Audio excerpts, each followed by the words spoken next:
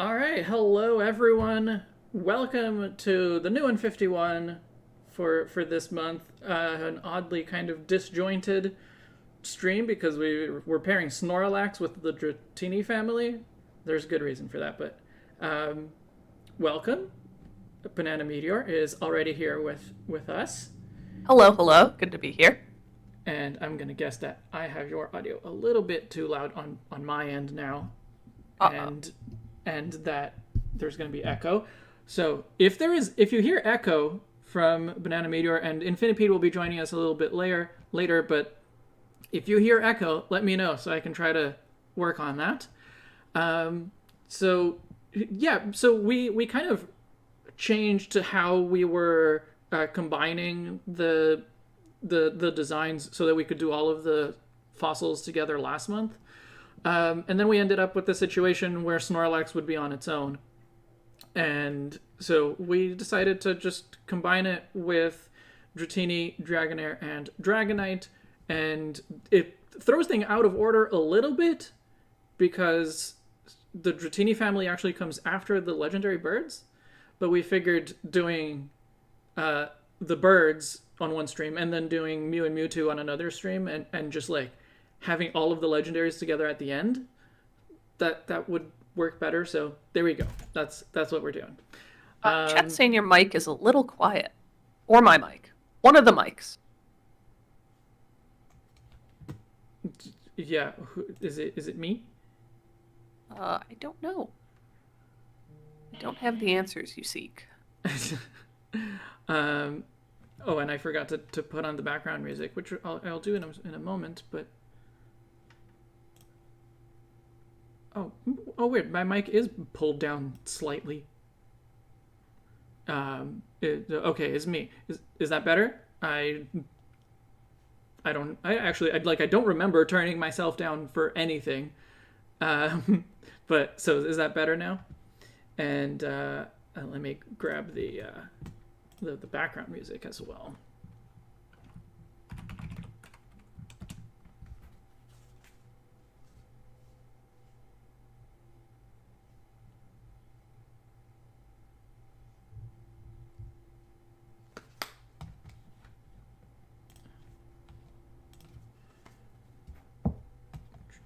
Wouldn't be a stream if we didn't start with audio issues.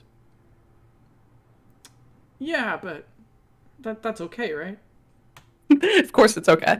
It is the norm. It is, yeah. All right. There's our background music. Probably won't be too audible. But welcome, Seth, Ethan, Jazzy Waffles, Eveneon, Max, Zilbert, April, Oni Boy. All right, I think that's everyone. So I think we can get started with Snorlax. Sure.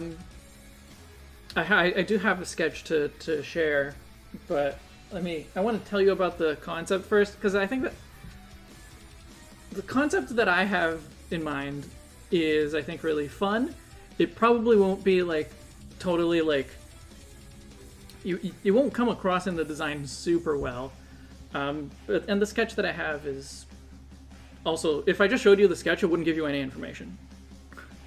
Okay, now the music is a bit loud. Oh, it is quite loud. Okay. Did I take it too far? Okay, well, we'll see about that. So, I have the Gigantamax Snorlax here, but I'm probably not going to use it at all. It's just like, just in case something comes up and I want to reference it. I think the original Snorlax design is pretty strong. It's like it's very simple, but it's very iconic, and it's clearly animalistic, but it isn't just an animal the way, like, I don't know, Seal or even Growlithe are. So it has, like, it's a Pokemon. Like, sure, you can look at it and think, it kind of looks like Totoro, but you know, it is very much its own thing. It feels so complete. There's like nothing out of place on it. And I also adore it, so it's very unlikely whatever we come up with I will like more. But, that's the challenge, right? Yeah, I'm able to add a few things to this design that will that will help to elevate it without like changing it too much. But we'll see about that. But the interesting thing about Snorlax is that it's a Pokemon that's actually based on a person. You probably know this already, but part of the inspiration behind Snorlax is Koji Nishino. He's a game designer at Game Freak, one of the old guard, and still around. And April, Infinipede will be joining us shortly. They just finished work right as we were starting, so as soon as they get home, they'll be jumping on as well. So Snorlax is based on Koji Nishino, and whose nickname is Kabigon, which is also what Snorlax is called in Japanese. And like, obviously I don't know enough about Koji Nishino to like base a Pokemon off of him or to like make changes to a Pokemon that's based on him. So instead, I decided to base my Snorlax redesign on another coworker. And don't worry, I did get their permission. But someone who is associated with sleeping a lot and even associated with the Snorlax family, with Munchlax a little bit more specifically, but still close enough. And any idea who that is from the chat? Julie, you already know, so I'm not going to ask you. Okay, I'll be quiet. Yeah. I won't spoil the surprise. I'm curious if anyone can pick up on who's going to be the basis of this Snorlax. And Indigo, hello, but you cannot say anything either because you know. And in fact, it was your idea.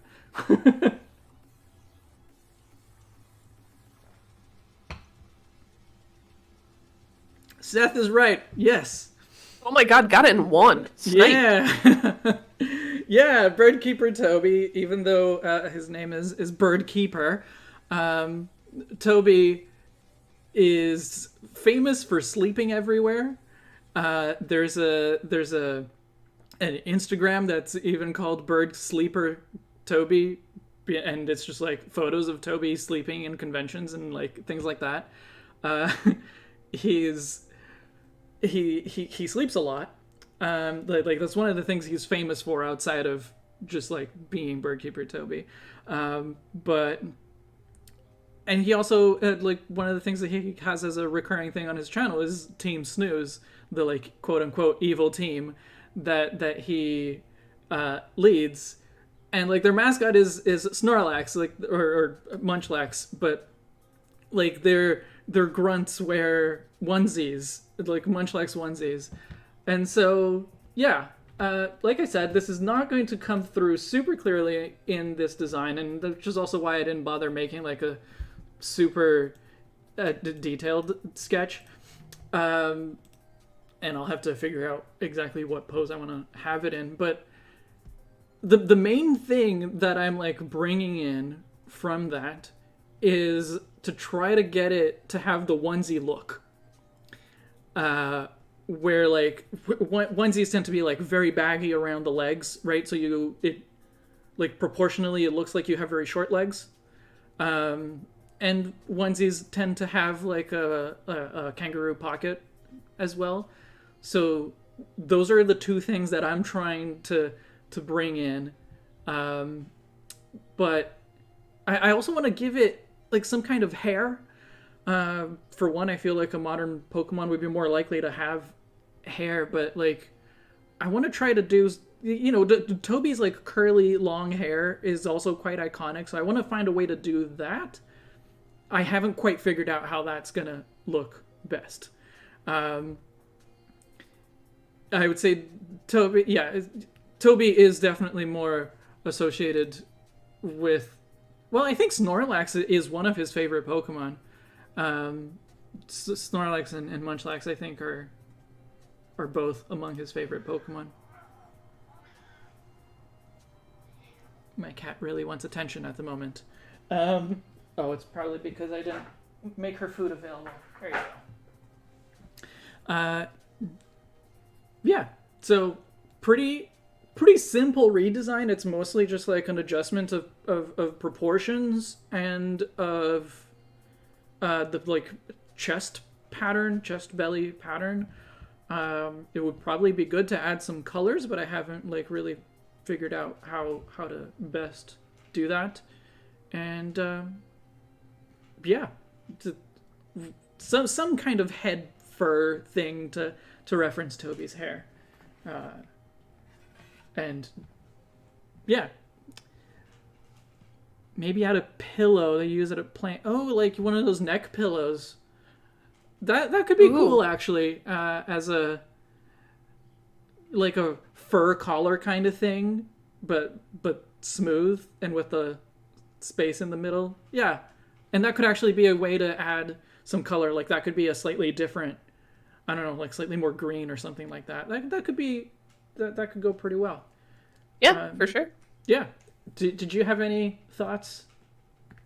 No, it doesn't look like you're changing a lot, which I like because I already really like Snorlax.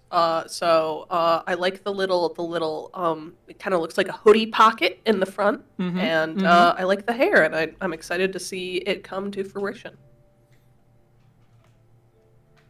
Yeah, I really wanted to go with one of the more classic Snorlax poses where it's like actually lying down and not sitting. But I don't know if I can get the whole idea, especially like the proportions. I don't know if I can get that across with like the middle pose. The middle pose there from the red and blue era art. I really like that, but I don't know that the proportion change would be obvious enough if I drew it that way. Yeah, I think sitting's going to be the easiest.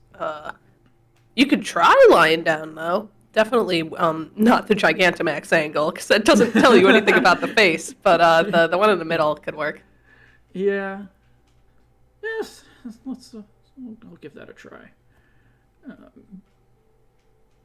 I was kind of thinking that the pocket thing, like it could be just pattern, but it could also be like an actual pocket thing, because like Morpeko has pockets, right? Yeah, why not? I don't know if there's a good way for me to draw that. I mean, I showed up here with a Pokemon wearing clothes, so you can't go wrong.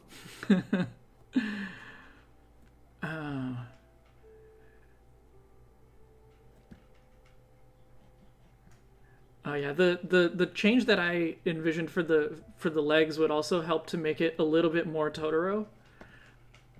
Because the Totoro doesn't have like the big balloony feet, right? It just has kind of short trunks. Now, has the Pokemon Company ever stated that Snorlax was based on Totoro, or is that just kind of like I think it's just like visually they are very similar. Yeah. Yeah. The Snorlax Inspiration that we definitely know is Nishino, and that's partly because like that's his nickname. Right. And I think there's no way, especially considering both are Japanese cartoon for children properties, that like Snorlax wasn't influenced by Totoro, but I don't think it's ever been like explicitly stated. Yeah, I actually have no idea how close they are in like time. Did Totoro... Was Totoro 80s? I think it's late 80s. Hold on. I will find out. I have no idea what year My Neighbor Totoro is from. I just watched it recently. 1988. There we go. Okay, yeah. So it definitely would have been like pretty like top of mind for Game Freak working on Pokemon in the early 90s. Yeah. Yeah. It's funny. It seems like Snorlax and Totoro are like worlds apart, but in actuality, it's like 10 years, and now it's been like Yeah. like 40 years. No, it's not 40 years. 35. Goodness. Don't make me seem so old. I'm from '89. We're all old. We're original Pokemon fans. We're old as hell. I mean, that's true, but you don't have to make it so obvious. I'm sorry. It's so funny to me. I see like these threads and discussions where people are like, "What Pokemon game did you start with?" And like, there are people in there that aren't saying red, blue, and this world is weird to me. It's bizarre. Yeah. If you started with Gold and Silver, I get that. If you say, Sword and Shield was my favorite game, or was my first Pokemon game, then I'm like, now I feel old. Yeah. It really puts in perspective how like old Pokemon fans I am, because obviously there's nothing wrong with that. I'm not trying to gatekeep it or anything, but it's just bizarre because like I just have like I assume that everyone has been there since the beginning, and like of course not. Pokemon's so old, and like people have been brought in by all different things. Yeah, of course not everyone is an OG fan, is a Gen 1 fan. Like obviously not, but it still feels weird to come across people whose first Pokemon game is the most recent. Yeah. I'm gonna try. Yeah, like this pose is okay, and it's definitely like a classic Snorlax pose. I'm gonna try the sitting pose that I did. I think the like sitting pose from top left, that's too like straight on. Oh hey Ron, your first was Ruby. Ruby is also less surprising, let's say. But yeah, and I just realized I forgot to put on the concept. Oh man, starting with Ruby. Is it like super overwhelming to start Pokemon these days and being like, how many of these things are there? Like, where do I even start, you know? Right, yeah.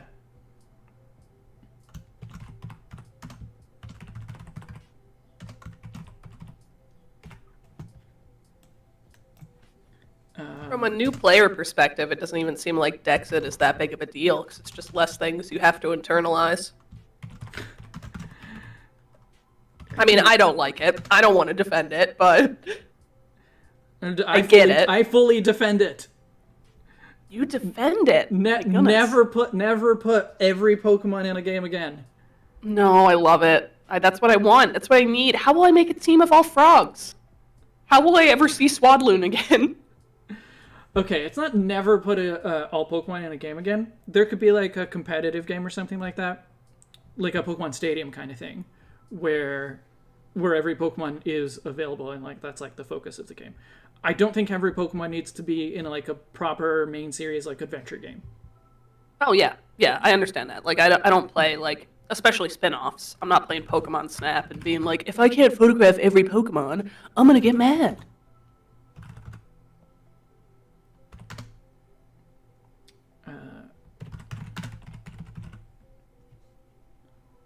Okay. Ron says, well, yeah, Dexit was never a big deal to me because I started with a game that didn't have a national Dex. Yeah. The original Dexit, right? I think... Am I mistaken that Ruby and Sapphire had every Pokemon programmed into it, but they were not all available? Because... I know you had to do weird stuff at the time, like connect with like Coliseum to get like stuff like the Gen 2 starters. Coliseum, Emerald, and Fire Red and Leaf Green ultimately added every Pokemon that was available at the time. But for Ruby and Sapphire specifically, there were Pokemon that you just could not get. Yeah. And that was especially stressful because that was the first one where it's like, hey, you can't trade from Gen 2, which, like, I don't know why they didn't do that. They just gave up. Yeah. I don't know why they didn't pursue that harder, but I feel like they could have just if they had just continued doing that, and every generation was mostly new Pokemon and a few returning Pokemon, or if every game after that was like that, we would have been used to it by now, and they would have had a lot less work to just like keep up with things. Right. I mean, I don't feel too bad considering Pokemon is as big as it is. It's not like small indie game company Pokemon where we're like, oh no, do we have the funds? Like, of course you do, your Pokemon. But it is weird that they dropped it for a while and then decided later that it was a staple of the franchise. Yeah. No, it's not like, oh, they don't have the funds to do what we want them to do. That's not the argument that I'm making, but like, especially now when it's like literally thousands of models, or maybe not multiple thousands, but over 1,000 models for sure. Yeah. That you need to keep up with. That you need to, like, if you were including every Pokemon in every game, then you'd have over 1,000 Pokemon models that you have to maintain at least, right? So I know they sort of made the ones when they went to 3D to sort of like future-proof them, and they've kind of been recycling those for a while, and I'm totally fine with that. I'm not one of those people that's like, oh, all the moves should have unique animations, because, like, good God, that's not feasible, even with the funds that Pokemon has, but I do like to see everyone there, at least. Yeah, I feel like they... Like, of course, they could just invest more money into the games in general, but if they're going to invest time and effort into something, I would rather it be them making, like, strong games than making sure that every Pokemon is in it. Yeah, I understand that that perspective. I'm more leaning towards every Pokemon because I really like the post-game aspect. Playing competitive, I'm more into that than I generally am into the new regions and the lore and stuff. But I know you live for that, and like obviously, yes, we're coming from different places, and people want different things. I think the real answer is there shouldn't be a Pokemon game every year. Yes, I'd be fine with every 2 or 3 years. I would survive. Yeah, and they make less money. Less money. You can't put it under the tree for your kids every year. You know what? I like the first pose that I did better, actually. The ground one? Yeah, it like I agree. Down. I actually like that better. Yeah, I agree. Okay. Goodbye, you. And I can actually just hide this one. Not that one. That. Yeah, Jenkins brings up a good point, which is they're not doing either of the things we want right now. So it'd be more forgiving if they picked one. I mean, like, I definitely think that, like, Legends is, like, it has flaws and some significant flaws, but it's a much more interesting game than anything else recent. God, I love Legends. I don't have enough nice things to say about Legends. Oh, delightful. And no, it was a great experience. I just think they made some serious mistakes. So yeah, it absolutely could have been more polished, and it's not even just a matter of polish, of like, you know, the things that you were trying to do, of like making sure they are done well. It's not even that. There's like some I think fundamental things, like the fact that every time you have like a story thing to accomplish, well, so the core of the game is research, right? Right. Like that's what you're essentially hired to do at the beginning of the game. You're hired to do research. But every time that there's like a plot thing going on, there's no research. Yeah, it should really tie into that more, huh? Yes, which is a video that I'm working on, but but yeah, like I think that's a fundamental problem. It's not just like, oh, you know, we probably could have tweaked it, like we probably could have done the backgrounds better. Like, of course they could have done the backgrounds better. Oh yeah, that doesn't bother me. I've never been. No, exactly. Like that when you say polish, that's what I think of. Like the. Oh no, like, I'm sorry, I didn't mean that. Yes, the backgrounds could absolutely be better. Like, they are ugly, but they do their job. Yeah, whereas the gameplay issue is just like, this was a bad idea to begin with. Yeah. No, I'm definitely more in your field there. Sorry I didn't make that clear. Maybe it's just because I'm super into like the N64, but like graphical fidelity of Pokemon has rarely, if ever, bothered me. Yeah. That's not what I play for. I am okay with it looking a little less modern than a lot of the things that are coming out these days. I think the only time I was really upset with it is I remember when Pokemon Battle Revolution came out, they were still using N64 models along with a lot of the new models in PBR. Right. And it was really jarring because they were not the same style or they had the same level of polygons. And it wasn't even like, oh, this looks bad. It was just like, oh, this doesn't look cohesive with the world you've built. Yeah, I never played Pokemon Battle Revolution because I didn't have a Wii early on, and by the time I got it, it was... I think by the time I got a Wii, it was already Generation 5, so like I had no reason to go back. Yeah, that's fair. But yeah, I remember seeing things of just like some of the older Pokemon, like they were still the models from Pokemon Stadium 2, so they were like super blocky. Yeah, and that was a Wii game, right? Yeah. Come on, guys. Yeah. It was a Wii game, yes. 2 generations removed, and it's like, we still have Ninetales, and it's got 3 polygons on each of its 9 tails. Yes. Which, like, that was also a problem with Pokemon Coliseum. Like, they were also using still the same models. It was just less jarring at the time. Yeah. It was more forgivable in that case, and I like Pokemon Coliseum and Pokemon XD. I think the battles are really slow, and it's hard to play these days because it feels like a lot of waiting, but I think they do interesting stuff. But there's no excuse when you're making a brand new Wii game and you're like, oh, well, we do have those old models. Yeah, like, I get it from like, we don't have to spend the money to do this. I get that. But Pokemon has the money. You know they have the money. It's Pokemon. Well, just because they have the money doesn't mean they want to spend it. Of course they don't. In fact, I would rather make it. I assume they would rather put it in their pockets. Or if anything, whose pockets? Or if anything, spend it on merch that's going to give them a lot more return. Yeah, for sure. I cannot believe, even to this day, how much Pokemon merchandise there is. It is yeah, staggering. Yep.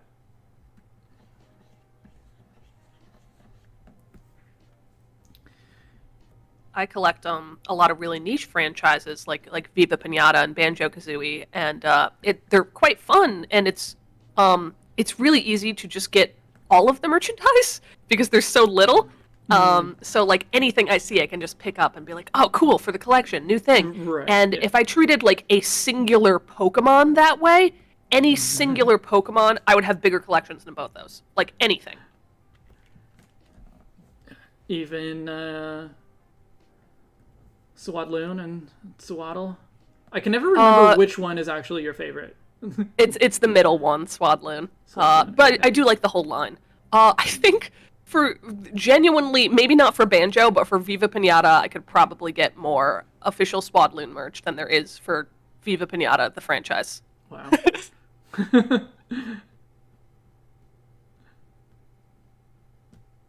They did just make a large Swadloon plush, finally. I don't know why, because it hasn't been in a game in like more than 5 years, but they decided this past month, it was like, oh, it's time to make Swadloon merch. And thankfully my husband noticed before I did and got it for me as a surprise. And I was like, yes, Swadloon. That's so nice. He's a good boy. You didn't even have to ask for it. I did not even have to ask for it. He knew I needed it.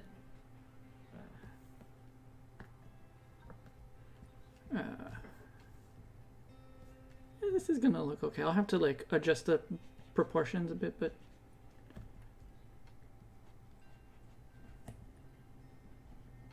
I see Infinipede talking about tan growth in chat. Infinipede, I genuinely think I could find more tan growth official merch than there is official Viva Pinata merch. And that's not to say there's a lot of tan growth, but like, please believe me, there's nothing for Viva Pinata.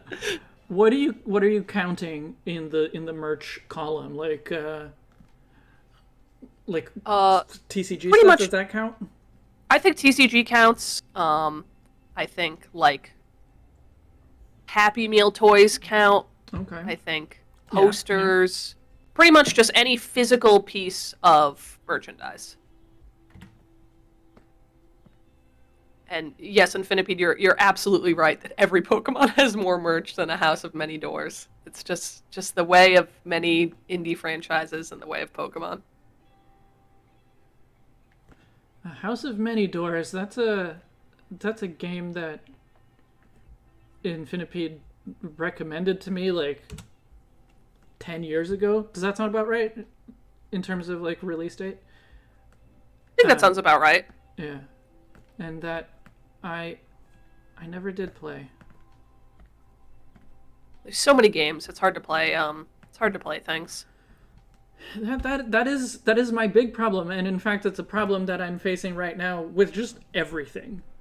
Like like I discovered a new YouTube channel that I was like, hey, this all seems really cool. I want to watch all of these videos, and it's probably a YouTube channel that like half of you already know because it's got like 1.5 million subscribers. But I hadn't come across it before, and I'm like, I'm gonna add all of these videos to my watch later. My watch later has like 200 videos in it. The way that I try to knock out stuff like that, I'd like to watch YouTube videos while I'm like eating because it's hard for me to just sit there and watch something, but if I'm like doing something with my hands, like eating or drawing, it feels more obtainable. So maybe that's something you could do, but I know you probably have like a million things to watch anyway. So, oh man, don't know why my freaking throat gave out. Hi, Infinipede. Sorry about that. I was trying to get online and then like Discord was like, no. No, it's fine. Don't worry about it. Yeah. Welcome. We're doing Snorlax. I know, I noticed. I hope that the onesie aesthetics, in particular around the legs, I hope that I can do that well. I think you can. I know you're still in the sketch stages, but make sure you tilt Snorlax's left leg a little more towards the viewer so it looks more splayed out. Yeah, it's too like straight up right now. The left leg, so the one that's closest to us. Yes. Yeah. Yeah, nice, because I got to figure out like body proportion still. No, I want to hide the stuff. There you go, around the head. Because I think I want it to be a little bit like of a longer body.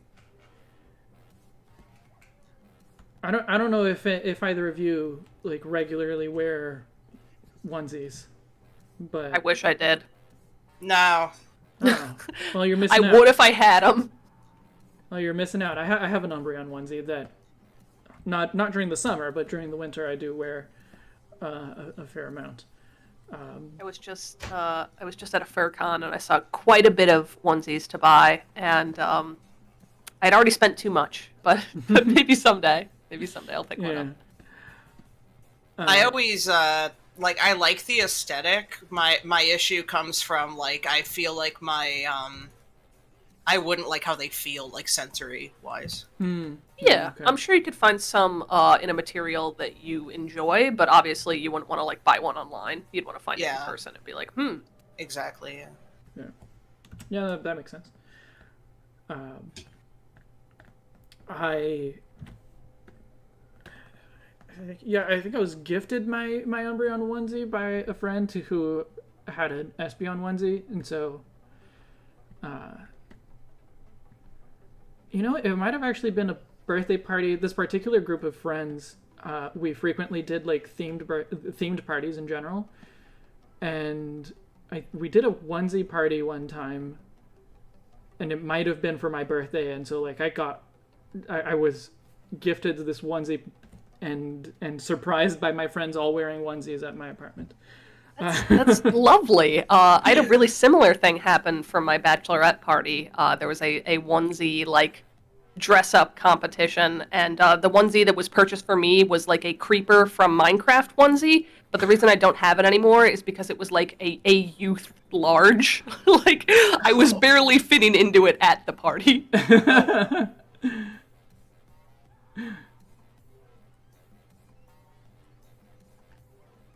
Seth in chat says they own a Snorlax onesie, which sounds wonderful. Huh. It's a great onesie to have. Perfect for this this stream. Yeah, what a coincidence.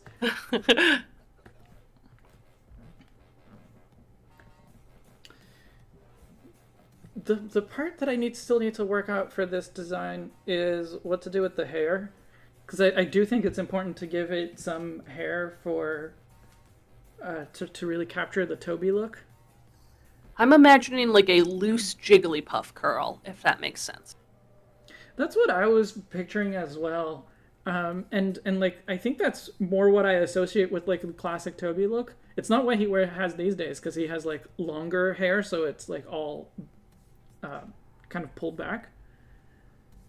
But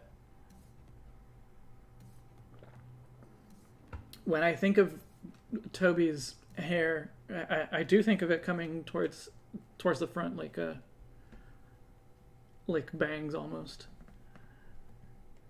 And it's a good hairstyle for like sleeping, or to communicate as someone sleeping, because it's just like in your face, or potentially like bedhead. Right. Okay, I have a weeb question. A weeb question. Weeb question? A weeb question. Is there any functional difference between a onesie and a kigurumi, or is it just like location? I have never heard that term. I assume like kigurumi is like, think of like a, like a Venn diagram, but like one circle's in the other. Like onesies can encompass kigurumis as well as other things, like those footy pajamas, I assume. Yeah. That's my guess. Does the kigurumi have to have a hood and the onesie does not? I don't know. Okay. I mean that makes sense. There are onesies that don't have a That is true. a pocket. If anyone in chat knows, please enlighten me. Yeah. 'Cause I mean I definitely picture a onesie as having that kangaroo pocket, but maybe that's just a subset of onesies. Yeah. Actually, now that I think about it, my Umbreon onesie doesn't have it. It has pockets, but not in the kangaroo style, I think. Okay, so April says you're totally right, Infinipede. Gold star. Okay. Good. I don't know enough about kigurumis. I guess I'm not enough of a weeb. Me neither, I guess. Yeah. That all sounds correct. Okay. I'm decently happy with this. I'm going to try to do a more refined version. And yes, I realize that the arm that's over the belly is completely wrong. Don't worry about that.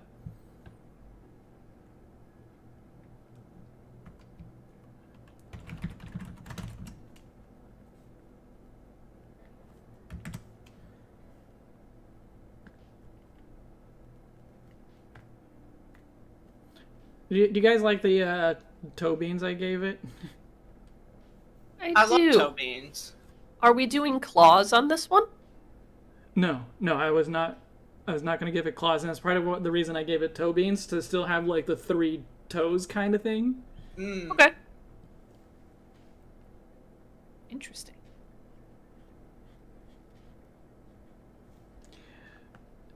No, it would still work, but I think part of the onesie aesthetic to me, like, here, I'll just draw it on the side, is just kind of like this. and then you just have your feet there.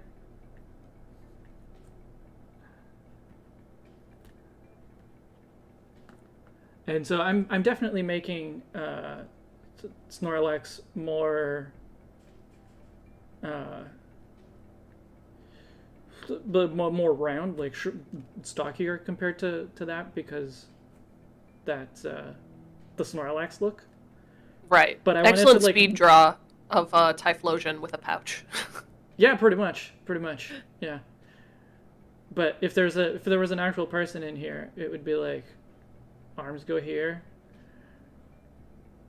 and your legs right, like the most of the legs is just hidden by bagginess at the crotch.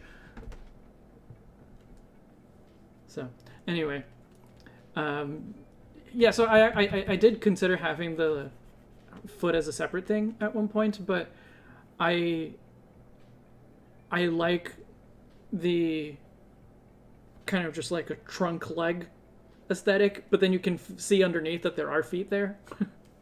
It's just that baggy.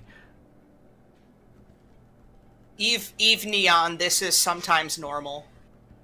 What Unfortunately, we do realize that. We're strapping in. I'm eating like lunch in the background as we're doing this, and I'm like, boy, I hope I don't have to pee.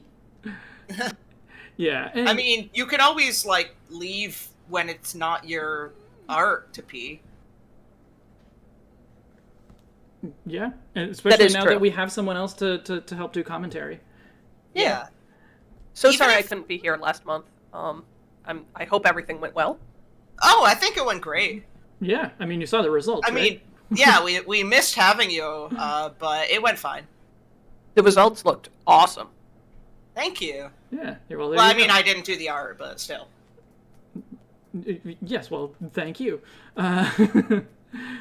But yeah, no, this is normal. But and the other thing, because Evneon, this is your first time here.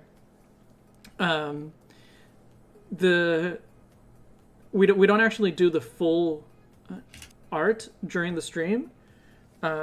We make sure to get the sketch done to the point where it's just like, okay, now I just have to like ink and do the final final painting, final shading of it. But like at the end of the stream, we know what it looks like.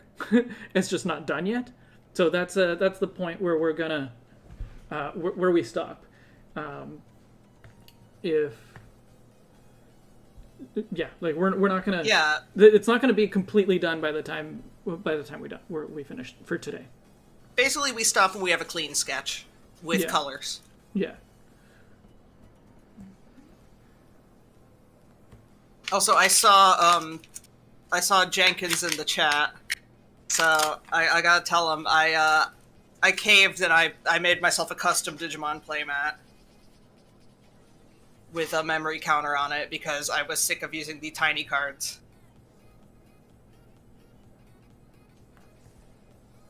Sounds fancy. I'll have to check it out later. Yeah, I can show you the template I used. I just used some I used some art from Pixiv because like it's just for personal use. So, but I did some custom sleeves with Gulus Gamamon, and I did a custom playmat with Arata from Cyber Sleuth. So both of my Digimon husbands. Ooh. But my girlfriend calls me out for liking Gulus Gamamon. She calls him Eridan Gamamon because there are a lot of similarities in their designs. Maybe that's why you like them. That is a big part of why I like Gulus Gamamon.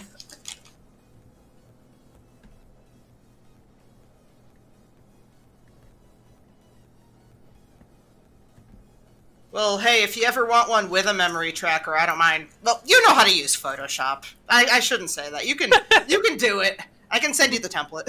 No freebies for you. No, I'd be happy to do a freebie, but I just remembered that you're actually not too bad at Photoshop yourself. So Yeah, Jenkins is pretty good at Photoshop. He's Yeah. better than I am at it.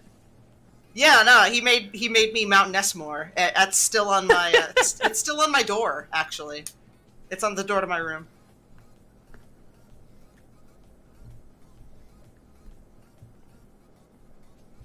Look, it's okay to be a simp. I'm a simp. I'm just a simp smarter, not harder.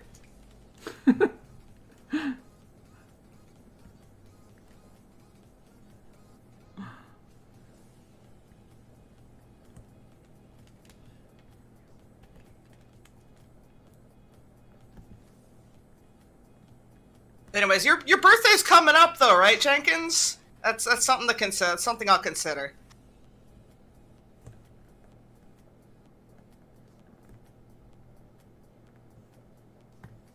I missed like a birthday, one of my friend's birthdays, and then there's another birthday that's coming up. Was it mine? No, but I missed that too. I mean, I wish you happy birthday. Yeah, no, you did wish me a happy birthday. Yeah, I didn't get you anything. Don't worry. I did not have expect seen you something to. I want to get you, but it'll probably be for Christmas. All right. I I will never just expect say- anything. I like giving people gifts. That's my love language, and you're my friend. Huh. I love to get gifts. I love to give gifts. I love things. Same. I love to get gifts, and it's not that I don't like to give gifts. I just think that I'm really bad at like coming up with something that's a good gift. I struggle with that. And Well, so, you have the cheat code, and the cheat code is that you can make art, and art is Yeah. is always exactly what the person wants because you have the power to make it that. Ooh. I will say I with regards to whatever I end up getting you for Christmas, there is a store that opened up in the mall that is the most amazing store, and you're probably getting something from there. So well, that tells me nothing. I know it tells Banana Media or something. That's a great hint because it tells me literally nothing. The best kind of hint. That's the point. My friends have stopped giving me hints for gifts because I turned out to be too good of a guesser. So now if I'm like, can I have a hint? They're just like, no, stop. I'm like, okay.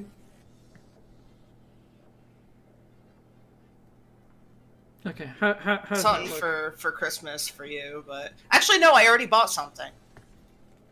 Yeah, I have something for you too. Yeah, I bought something recently, but I want to add on to it. Same with April's gift, but Yeah. I saw something that I thought would be good for April as well, so pick that up too. Okay, I won't do a playmat. I'll get you something else. I don't have enough playmats. That's my issue. Like I used to go to Magic with this like torn up playmat with like one of my favorite cards on it, and people would like actually make fun of me. They're like, "Wow, this is a well-loved playmat," and I'm like, "Yeah, I love this card." Just yes, correct. Yeah. Now I have a playmat with one of the gods from A House of Many Doors on it, so that's pretty cool. And that's for Magic, and now I'm gonna have one for Digimon. So.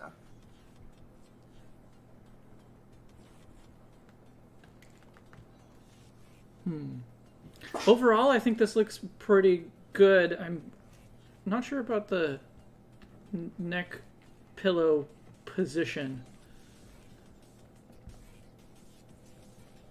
Because it needs to be like around the neck, but also curling around the back, especially since it is lying down, so it would be resting its head on that. Oh, I love the neck pillow. So cute. No, that was a Oh great wow, idea. yeah, that's Yeah. Whoever, I forget who shouted that out in chat, but whoever did, you're a real one. You figured it out. You can claim it. Put it on your resume. I guess it depends what you're using them for. I have one that I use. I have what's her face? The wizard tribal chick from OG Kamigawa as she's like my mat for painting on. I have a fucking meme one as a mouse pad, which I gotta show you guys. You would love it. It's was basically this like TCG event. They called it the Secret Grand Prix, but they didn't advertise it well enough, so like nobody came. It was a secret. Yeah, it was a secret, but they didn't like they advertised it so poorly that no one fucking came.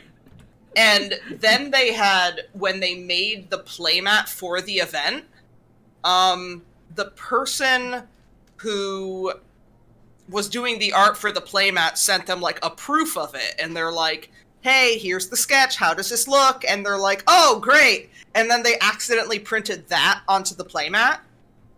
So it's this completely terrible and awful art of Goku from Dragon Ball, Liliana from Magic, Sakura from Cardcaptor Sakura, Yugi from Yu-Gi-Oh, and Pikachu playing cards at like a poker table.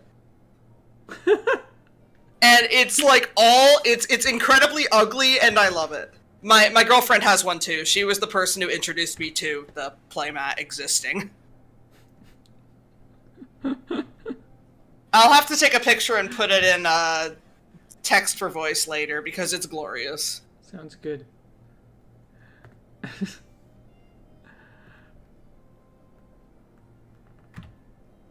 Okay, I think we're close here. I'm working on touching up the legs a little bit. Anything else that you see that needs? Sleepy little guy. No, I like it. He's a sleepy boy.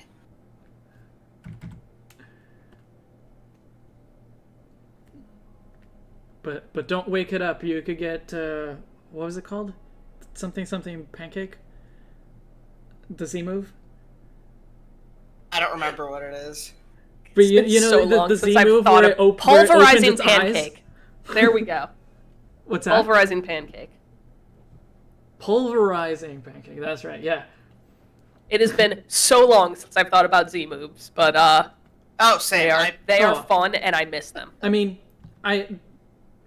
it has not been that long since I've thought about Z moves because Z moves are in Pokemon Masters, so like that happens regularly. But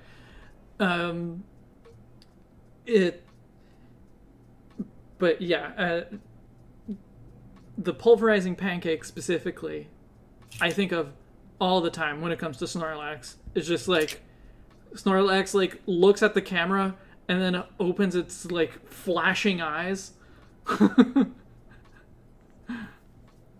I don't know why glowing eyes work so well on Snorlax. They're also because of the something... meme.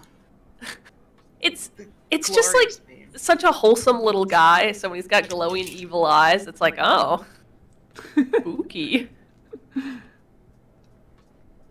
It's just that, like you don't want to you don't want to anger it. For sure. It just promoed. I don't know if we'll get anybody from this, but I'm in like a Digimon YouTubers Discord, and I just promoted this. I mean, the promos don't have to be for Digimon. Someone posted like doing tricks in like a scooter game. Digimon comes up frequently enough, I think. I know! That's what I was gonna say. It's like we talk enough about Digimon because like I'm at the point where I like it as much as Pokemon, if not more. So I will never be at that point, but that is okay. I completely understand that, and I'm okay with that. Sorry, what was that?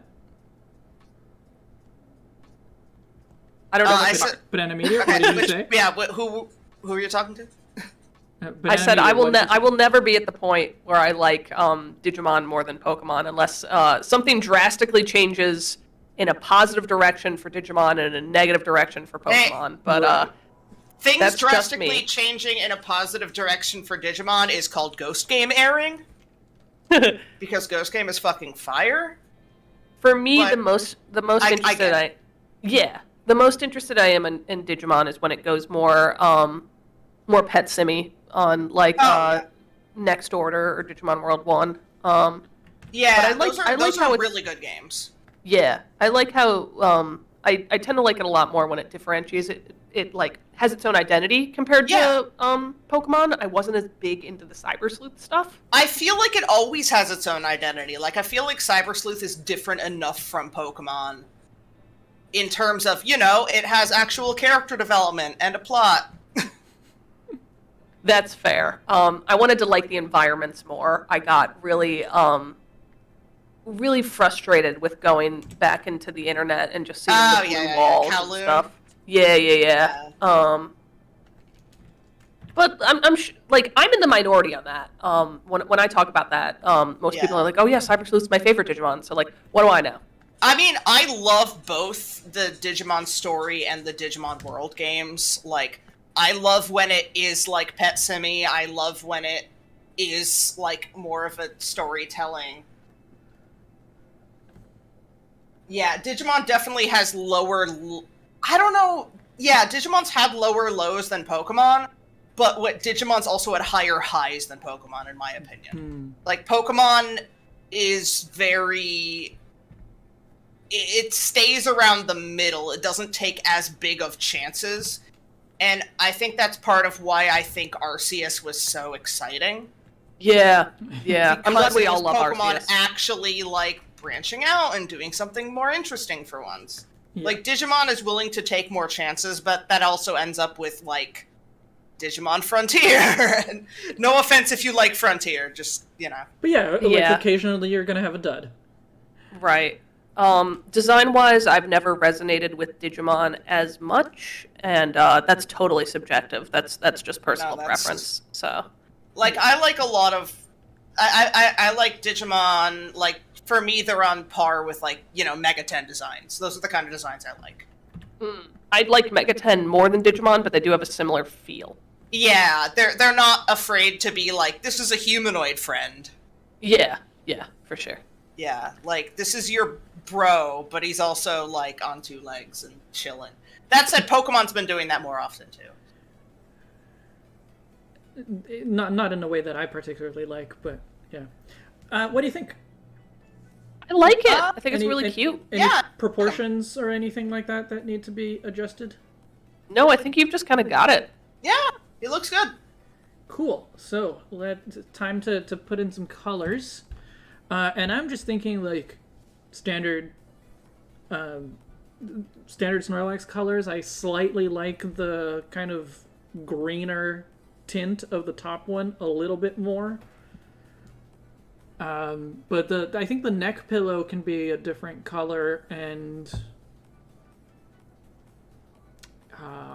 like the neck pillow could be green, kind of like the bushes around the G-Max form.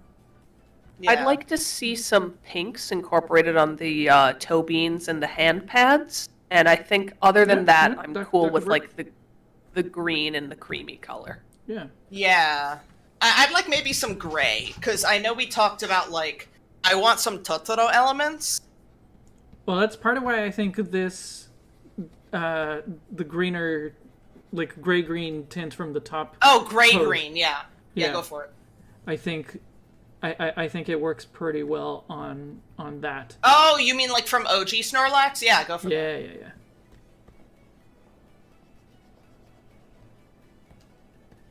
Yeah, Jenkins, for me, Pokemon's like a consistent, like, 6. And sometimes throws out, like, an 8. Digimon's like a Digimon varies between, like, 3s and 10s. Damn. Yeah. It very much, like, because, like, they don't always, they're more willing to experiment. They're really just more willing to be like, hey, like, guy who, like, hey, random director who made some weird anime, like, go make a Digimon anime. And he's like, yeah, let's be inspired by Evangelion. And he just makes Tamers, which is one of the best. I would say Ghost Game is shot up to my number 1. Tamers is my 2. Yeah, but when you're playing Digimon World 1 and your rookie digivolves into Numemon for the 5th time, that's a 3. Digimon World 1 is so solid, though. The only issue that I really have is the requirements for digivolving to be included in the game in I agree Next Order did. Ta-da! I agree with that. Yeah. Next Order is amazing. My thing with Next Order is, like, I start it and then I forget about it, and then I have to, like, start it again, because, like, I don't know where the fuck I am. But I quite like Next Order. The one after that, where you had 2 Digimon, that was too much for me to manage. I think Next Order was the one with 2 Digimon. Was that the one with 2 Digimon? Yeah. That one, I liked that one, but it was, like, so much for me to manage. By the time I had 2 Megas, I'm like, what the fuck do I do? There was one between that and World 1, obviously, where you were managing, like, you had 1 Digimon, but it was, I don't know if it was only in Japan and they translated it and I played it on, like, the 3DS with custom firmware. That might have been the case. But that one I liked more than Next Order, and I would actually say I like that one better than OG Digimon World as well. Please tell me what that is off of stream, because I really want to play that. I think it's on 3D. You can probably play it on Citro because it's 3DS. I'll text it to you. Okay, cool. If I can find it. Thoughts on the colors? I love these colors. I might do the tan on the underside of the feet too, or even the lighter green. But otherwise, I love it. Like a tan circle around the toe beans kind of thing. Yeah. Yeah. I was actually thinking about that.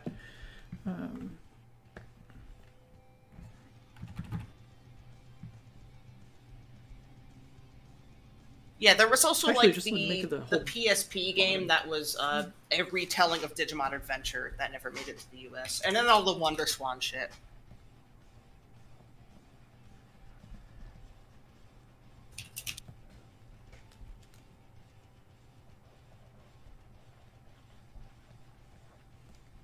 How's that? I like it, think actually. that's great. Yeah. I think that's great. Digimon World redigitize. Yeah, it makes Okay.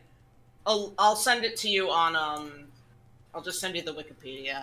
And no said, English release on that? I'm not sure. No English release, but there are there's a English patch of both the original PSP version and the updated 3DS version. I'd say play the 3DS version if Citro will run it, or if custom firmware runs it, fine. I don't know if Citro runs it. I don't have a jailbroken 3DS or PSP right now, so I'm gonna have to look into how I'll That play sounds it. like a good Christmas gift for you. I have too many gifts waiting in the wings as is, but Still, yeah. If I can get like a cheap 3DS, I can jailbreak that shit for you easy.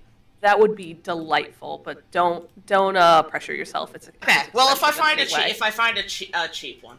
Okay, cool. Here. I won't get my hopes up. Don't, but like someday.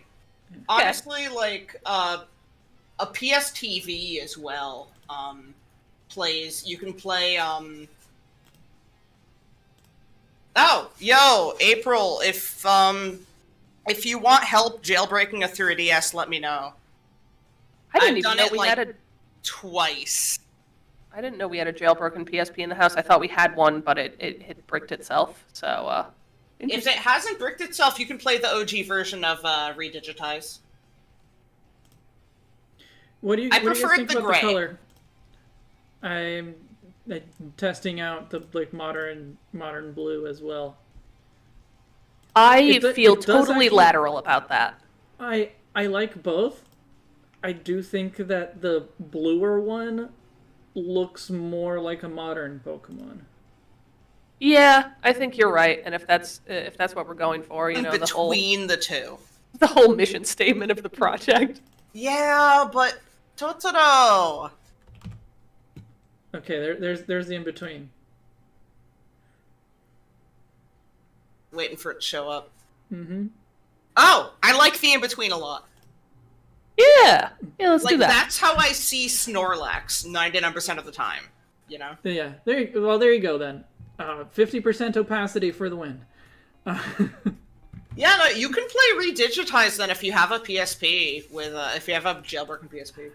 All right, so You that's just won't have like the additional. You won't have the bonus digit. yeah. Okay. So that's Snorlax, which means I'm excited to show this to Toby, to see what he thinks. He gave the green light to do this, so I hope that he will like the result. But it is time for I us have to move on. Ooh, yo, my nearby the place nearby me that does like the art. It's literally called the art store, and it's all like traditional art and crafts stuff. But like basically, it's like Michael's if Michael's didn't like suck nowadays. Yeah, that's fair. Okay. But it's like traditional arts and crafts, and they also have a section for like miniature painting, in particular like Warhammer and D&D miniatures, Mm-hmm. and board games. And they have they just got a bunch of army painter stuff in. Like it used to just be Citadel, which is the Warhammer line.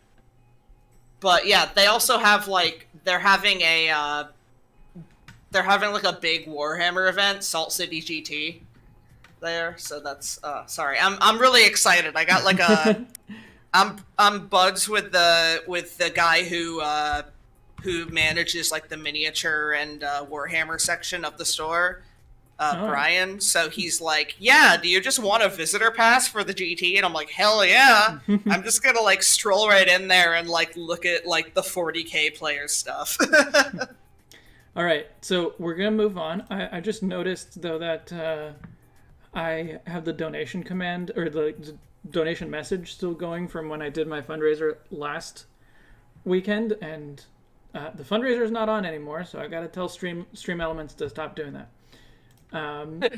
Donate to this thing that we're not doing. Yeah. Donate to sorry, crap. What's Prostasia Foundation? And thanks for hanging out, Evanon. Feel free to stop in next time, and maybe we won't be doing like a 5-hour stream. Bye, Evian. Sorry about that. All right, yeah. Bye, Eveneon. So now it's your turn, Banana Meteor. That's me. That's who I am. I'm so excited to see these in like larger, like aka not on my phone. Oh boy. Okay. There they are. They're so cute. Thank you. They are very cute, but before I say anything else, I want you to tell us what you were thinking. Please. Sure. Banana Meteor, you furry. I'm being called out. We're all furries here. So the main thing I wanted to do with the Dratini line was add cohesiveness, because I think that especially from Dragonair to Dragonite, there is not a lot of common elements that link them. And I've seen a lot of folks try to redesign the line with no limbs, so I decided it might be interesting to try to redesign the line with limbs. So everybody has those now. I kind of kept the serpentine theme throughout, but I wanted to make sure they still felt like more like they could become Dragonite. The color schemes on Dratini and Dragonair are pretty similar, but I sort of made it like a blue shift to purple for landing on Dragonite. I expect a lot of people to call him Barney. That's okay. But I wanted to make sure I kept the original yellow in there too as the secondary color, and I think that worked out too, because purple and yellow are complementary, and that's nice. When it comes to the fluff, I sort of played off of Dragonair's ears for adding the rest of the fluff in the design, and I couldn't figure out a way to make Dragonair be Dragonair without having those ears. It's like it's so iconic to its identity, and it's one of its only features. So I kept those, and I sort of added some fluffiness to its mane and tail, and as well on Dragonite. And that also sort of reminded me of a fruit bat, which I thought worked well for the bat wings that Dragonite has. And I changed off Dragonite's little long meganium spaghetti on its head too for something that mirrored its bat wings a little closer. Mm-hmm. I think that covers most of it. If you have any other questions, I'm happy to answer those. No, I think it looks great overall. I certainly was not expecting to see Dratini with limbs. Dragonair with limbs to me seems a little bit more expected, just because it's like between the Dratini with no limbs and the Dragonite with limbs, you would expect there to be something. Yeah. So that's like a little bit more expected. The Dratini with limbs I was not expecting, but I think it looks good. And then like it's still a tiny dragon. It is still a Dratini. Yeah. I like the thing that just like little detail things that stand out to me. One is that like the ear goes from, or like an ear wing or whatever you want to call it, goes from something that is a little bit more bat-like to a little bit more fluffy to back to being bat-like. Yeah. If you're upset with that, I'm sure we can pivot from that, but I always kind of liked designs where it kind of pulls a little from the first stage again too, which is why I liked that Dratini was a little chunkier, and that chunkiness I kind of put back into Dragonite. It's not quite as fat as the regular Dragonite is, but I wanted to make sure it was still a little. I see. No, it's not... love these, with the exception of one thing. Oh, sure, go in. I feel like the purple, I feel like it should be bluer. Like, I feel like it's too Barney. I am open to making it bluer. I am totally cool with that. No, I really like the progression from the like chest pattern to the fluff around the neck to bigger fluff around the neck. Yeah. Although I love the floof. I like the fluff being connected to the belly, and I actually wanted to ask you why you decided to make Dragonite's belly segmented, whereas the others aren't. I think maybe I was just looking too much at the original design. I thought the segmentation kind of mirrored the lines on the wings and ears, so I thought it looked okay. But I'm not so married to it that I'm not willing to adapt it to just the smooth belly. No, I bring that one up specifically because it's one of the things that's always bothered me, that like Dragonite's belly is segmented when the other ones aren't. That's fair. We can pivot off of that if you prefer. But like, so the interesting thing is that in the very first sprite for Dratini's belly is segmented, but that's something that they phased out. Yeah, I noticed that when I was looking at reference images. Yeah, and it felt weirder to me having Dratini and Dragonite have it and not having Dragonair have it. Mm-hmm. So I didn't put it back in on Dratini, especially because I like to keep first stages pretty simple. But we could just get rid of it altogether if you really don't like it. It's not that I like hate it or anything, but I do think that it will look more fully integrated if Dragonite also has the same thing as Dragonair, where the fluff just like becomes the belly. I agree.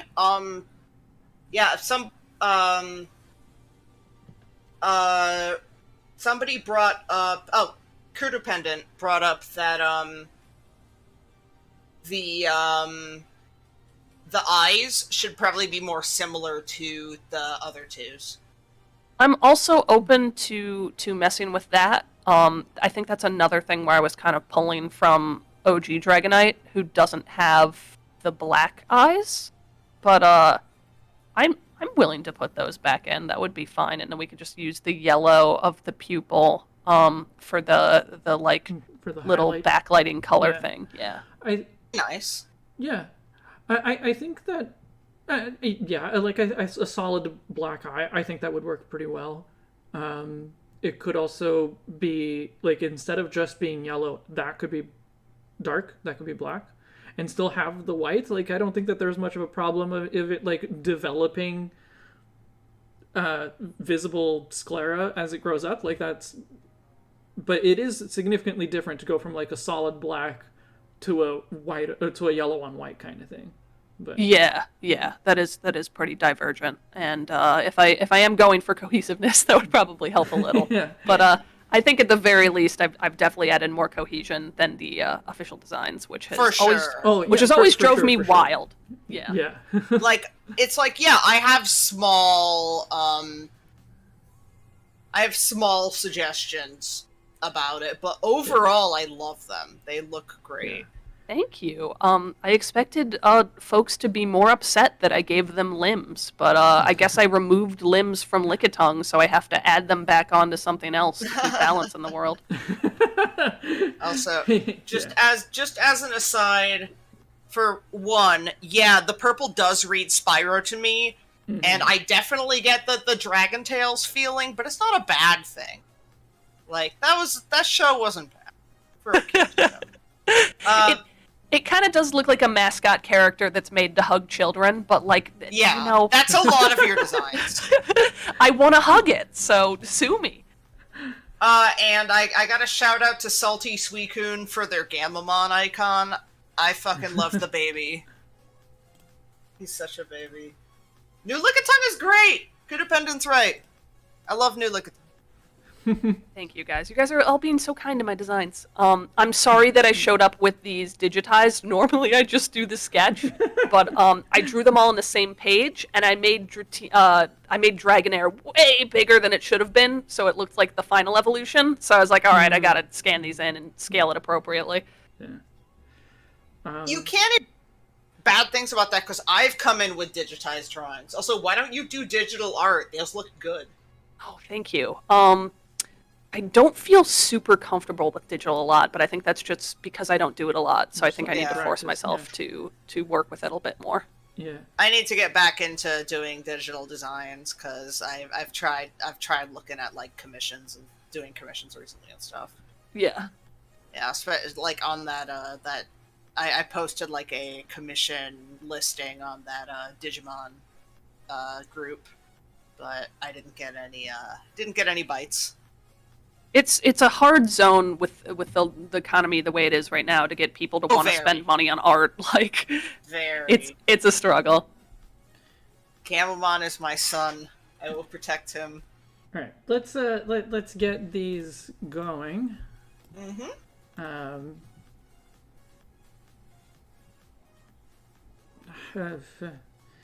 Everyone is remarking that Dragonite looks like a fursuit, and I was just at a FurCon for a week, so it probably has a little to do with it. You gotta tell me which FurCon you were at, I'm curious. Oh, I was at Anthrocon in Pittsburgh. Oh, cool. Wait, Pittsburgh, Pennsylvania. I gotta look this up. Because if you could have, like, come by and said hi and you didn't, I'm gonna judge you. I'll have to do it next time. It might have been close to you. I'm so sorry if it was. It was like an 8-hour drive. Like, April said that I just need to harass her into, like, getting you guys to come over here. Yeah, we'll work it out. You gotta. I'm judging you. You can judge me a little. Yeah, it's not like, it depends on what direction you went. Yeah. Yeah, it depends on what highways you took and what direction you went. Because, like, you theoretically could have gone through Cuse. But, yeah. I don't blame you if you wanted to avoid the land of the giant orange. No, we just had so much going on. I should have thought about visiting you, though, for sure, on my way down. I do have to warn you, though, I mean, I still have, I have, like, the futon that fits 2 people, right? Yeah. I have my bed, which can theoretically fit a second person. and I have a leaky air mattress that can still fit somebody. The problem is the futon is now next to my tarantula, but you're probably not going to see her. I would be okay with if they're in a cage. I'll be okay. I'm a little. Oh my god! Yeah, she's in an aquarium. You don't need to. Yeah. She's not gonna like come out and be like, "Hey, what's up?"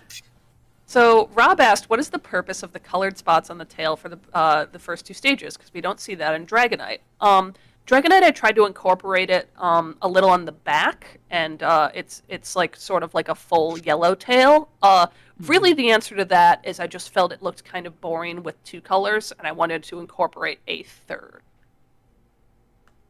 Like how it kind of goes, it's like it goes from being kind of like a ruddy red into like an orange into the cream on the Dragonite. I like that. Yeah, thank you. I like it when Pokemon do that kind of thing with color. It's fun when they kind of change over the course of the Pokemon. And the colors for Dratini, I just started with like the colors of that dragon type icon that they used to use in like the early gens. And I was like, okay, well, if I kind of go off that, I'll at least get the dragon feel, and I can sort of evolve it from there. Interesting. So Seth posited sort of any thoughts on the end of the project when the time comes, perhaps collecting all the drawings into a zine or something like that, next steps in general. So I've got cool. 2 things I'd like to do. I like the idea of a zine, first off. I have 2 things I would like to do. First is when the project initially started and we just had the starters finished. I actually sent a message to like the tip line at Kotaku, and they ended up actually publishing a thing about our project. And so really I'd like to, we had very mixed people. A lot of people thought it was dumb, but there was a good amount of people who I think got into us from that. And there was a good amount of debate in the comments about like, yo, this is just people, creating something interesting. Our Tumblr before that had about 50 followers or whatever they were called on Tumblr. Our Tumblr after that had 500. Many? From Kotaku? We had about 50 before. We had about 500 after. Wow. Yeah, so I think after we finished everything, I am going to post to Kotaku. I am going to like send a message to Kotaku saying like, "Hey, I know you guys way back when did an article on this. I just wanted to let you know we finally finished. Here's everything." The second thing I want to do is I want to collect, I've already started this. I'm collecting the designs made by the 3 of us, as well as, to an extent, Pikachu and Raichu, because my friend Sterling had a very large impact on those. I want to kind of separate them out. But I'm setting all of the designs together into groups, like just small images of them, so we can kind of look at everyone's sort of design trends. Oh, that's a good idea. Yeah. Yeah. Huh. Yeah, I've started that already.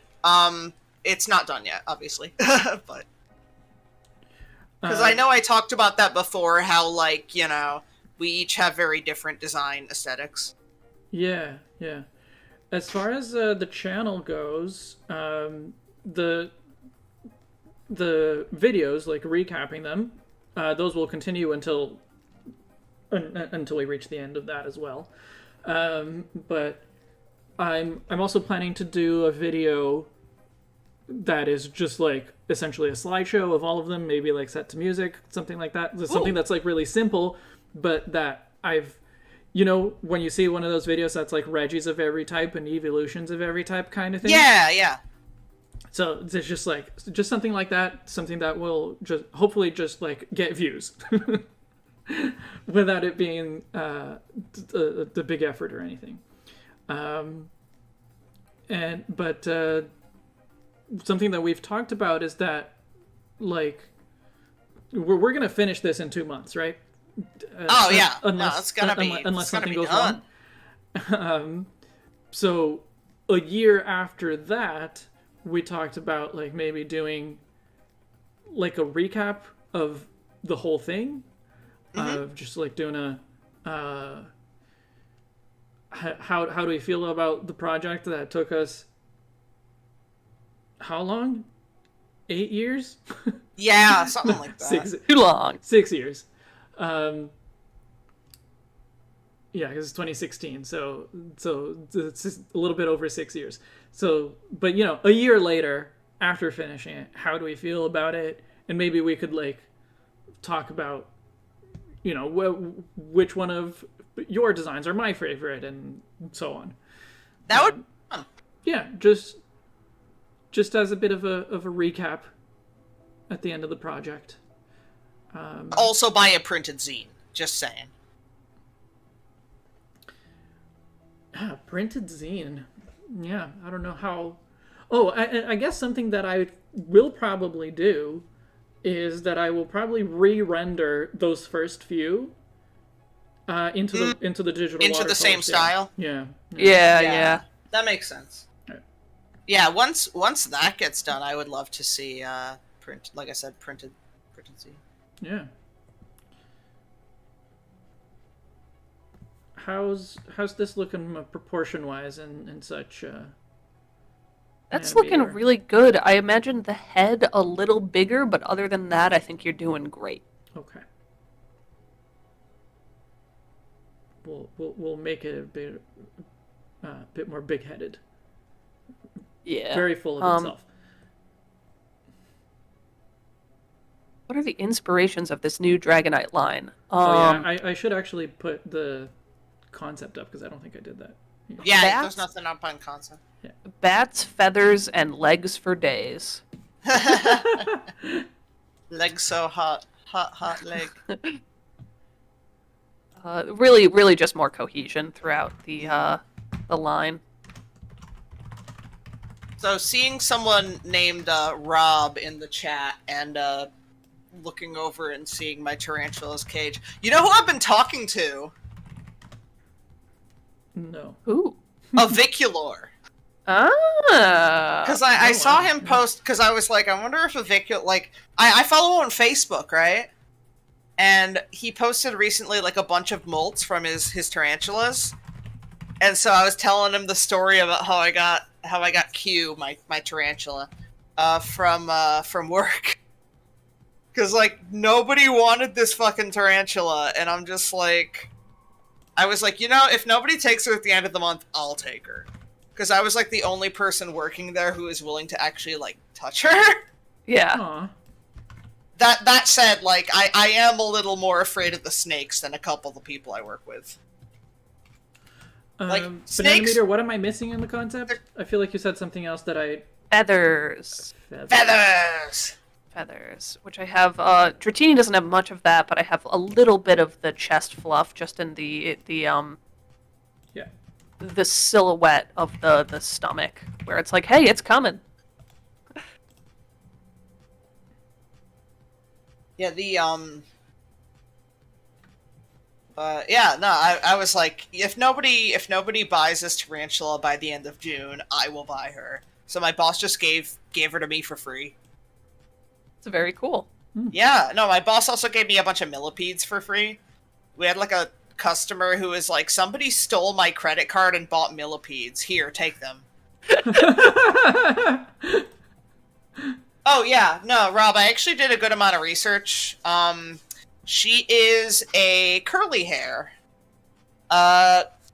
So she's in a 10-gallon tank with a good amount of cocoa substrate for her to burrow in. She's got a water dish, a hide. She's got like, there's some driftwood in there for her to web on, but she's honestly just webbing in the corner next to her hide. I got like a top custom made so I didn't have to use like a screen top. I got like a, I got acrylic cut at Lowe's, and I asked the guy if he could like drill some holes in it. He said, "Yeah, sure." But yeah, she's chilling. Later tonight, I'm probably gonna go grab her some crickets because the first day I got her home, she molted, and so she was hiding for most of that time. But yesterday, I saw her spitting some web in the corner, so I feel confident that she might at least try to eat. today if I get her something. Yeah, good luck. Thank you. I am all in on the spiders now, though. I loved having her so much that I bought like a couple spiderlings. Because they just need like little tiny enclosures until they get bigger.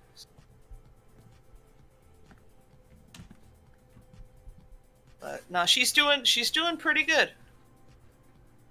I won't talk more about her than necessary. I'll just say her name is Q because she is a curly hair tarantula, so she's Curly Q. Very cute. As someone who is also an arachnophobe, that's still cute. Yeah. I've held off on naming the other three because they're so young I don't know their sex. But Q I was able to tell from both the first time I handled her for like somebody who was thinking of buying her, and then when I saw her molt, I was like, nah, it's a female. How can you tell? What's the telltale sign?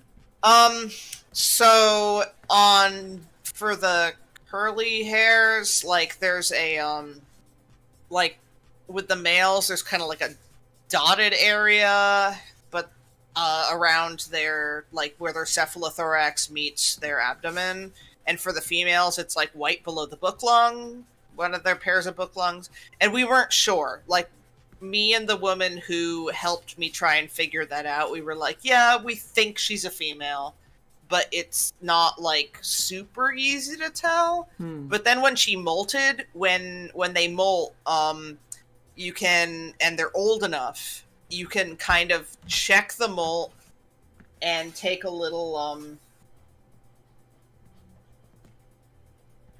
take like a little bit of water and make the molt kind of plump up again, because it's all like dry skin essentially. Well, quote unquote skin, you know what I mean, exoskeleton. Yeah. Take a little bit of water, squirt it on there, and around, like, again, where, like, the cephalothorax and the abdomen meet, kind of, like, high up on the abdomen, for females, you'll see, like, a little pouch-ish looking area, and that's where the sperm gets deposited from the males when they mate. So, yeah, I saw, like, a couple, I looked up a couple images of, like, how it looks, and I'm like, yeah, she's got that little folded in pouchy area, so 99% sure, like 99.9% sure she's a female. I did see one, an image on Reddit that had like a circled thing of it, like of the little pouch area, and said like, Spideracy spotted, and I'm like, no! Gross. Cursed! Also, Curipendant, I'm similar. It's like when insects and arachnids, when they move really fast, I don't love that. I also don't love when they have like really, really long spindly arms. Like the two kinds of like invertebrates I really am kind of creeped out by are crane flies and sea spiders, because sea spiders have like no fucking body. They're just leg. What about daddy longlegs? Daddy longlegs have like a little dumpy, like bean-shaped body. They're not like as creepy. Crane flies are like their body's like long and spindly, kind of like a sea spider. I don't like them. I don't know off the top of my head what a sea spider looks like. It might be one of those things that if I look it up, I'll be like, oh yeah, that. But yeah, daddy longlegs and crane flies, I know what those look like. They're just legs. Sea spiders, like, imagine if a daddy longlegs had no body. Okay. That's a sea spider. Okay.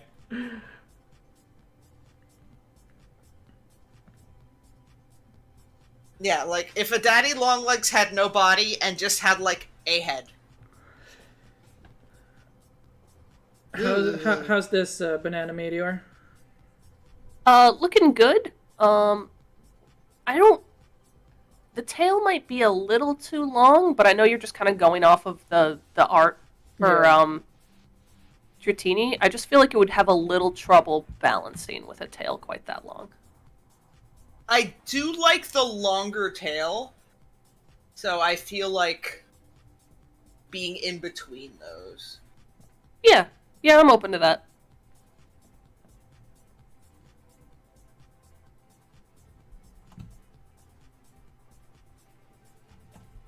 How's that? A little better? I'm just waiting for it to update. Same. Classic. Play some Jeopardy music. You should have a Jeopardy music button for your stream. Yeah, that's good. That's great. I think I need to standardize the, like, or not standardize, but just, like, fix the curves on the main body to get the thickness right. But I definitely feel you on that, Rob. Like, I'm not super afraid of being bitten by a tarantula. At least because I only have New World tarantulas. So their bite is just like, ow, that hurts. And at least that's what I've heard. It's like a bee sting. With Old World tarantulas... what I've heard is that it's, like, very painful because it's very strong, but it won't, like... The poison's, like, almost nothing. Yeah, exactly. It's like, ow, it hurts. You know? Yeah. And then with the poison doesn't really do anything. It's not medically significant for New World tarantulas. Then with Old World tarantulas, it's like some of them are like New World tarantulas and some of them are like, holy shit, I'm having symptoms for a month. Yeah, that would not be pleasant. That doesn't sound good. Yeah. Yeah, like I saw this spider and I was like, this tarantula, I'm like, oh my god, this thing is gorgeous because I love orange. And it's called the OBT, the orange baboon tarantula, or the orange bitey thing. And I'm like, yeah, I'm not gonna get one of these ever. Orange bitey thing, that's great. I love that's its name, and I'm just like, I'm gonna find a different orange spider. I'm more afraid of the urticating hairs that the New World tarantulas can kick at you, because my hands are super sensitive to, like, any painful stimulus. Like, if I'm carrying, like, a heavy box, the insides of my knuckles can hurt really bad from just carrying it. And my hands will actually chap during the winter. So I have to, like, continuously apply lotion to them.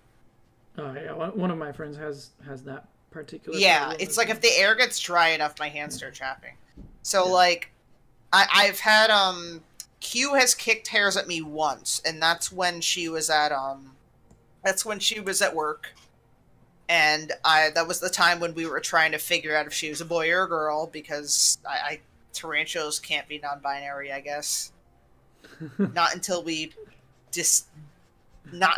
figure out what they're thinking. Yeah, like they might be, but you'd have to ask them. So yeah, and I can't ask her. She's just like, if I asked her something, she'd probably be like, "I want cricket," and I'm just like, But yeah, she we were trying to figure it out. So I was trying to grab her, and she was like running, and I didn't want to hurt her. I didn't know, like, I heard that tarantulas were really delicate, but I didn't know it was easy to pick them up.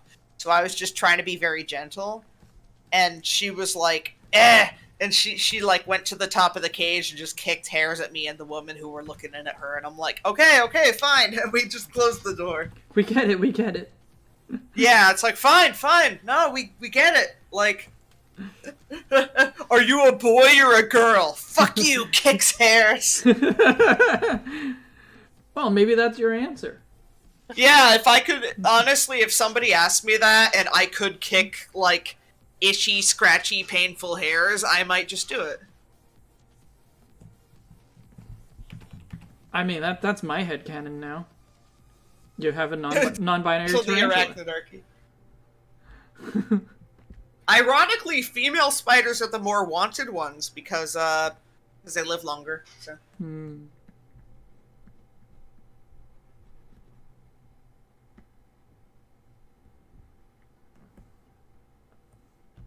Yeah, males are just like, hey, like, you got a female? Like, you want to breed female? You want split spiderlings 50-50? This is a thing that happens. I'm learning so much about, like, this must be something that, like, Aviculor just knows. Because, like, he's been into this for years. But I'm learning, like, yeah, if you order spiderlings, sometimes people would just send you a bonus spiderling. I ordered 2 spiders, and now I have 3 more.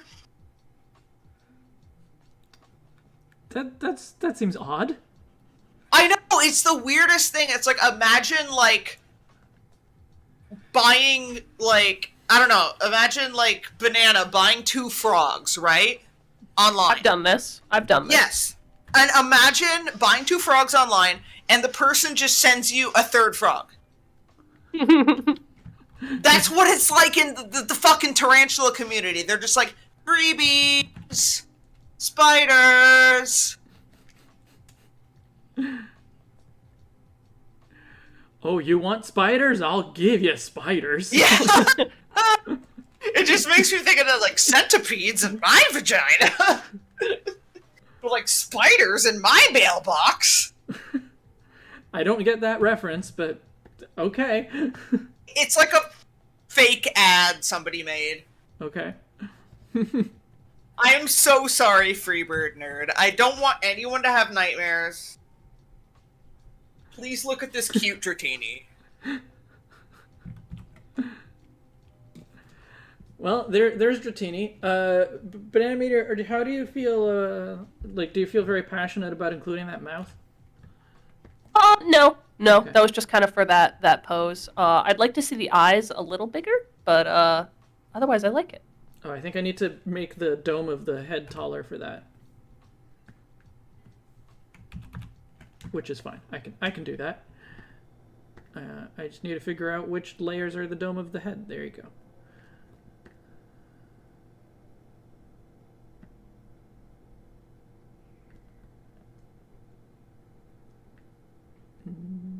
Little taller still.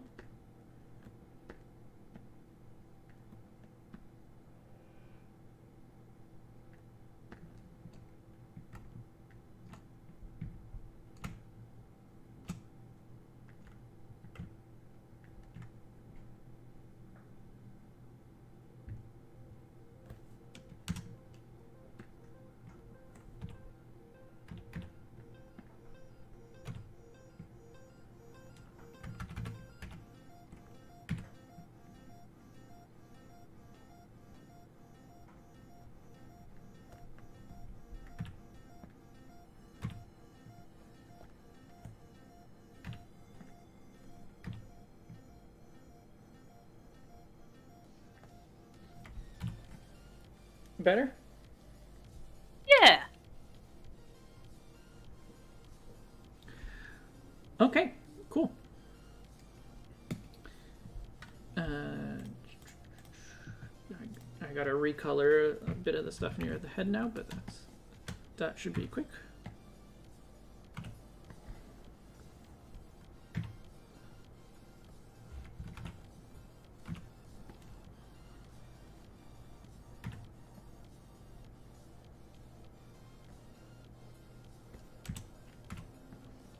Good. Infinipede, you're cut out there, and all I heard was good. Good. Good. All right. Nah, it is looking very good.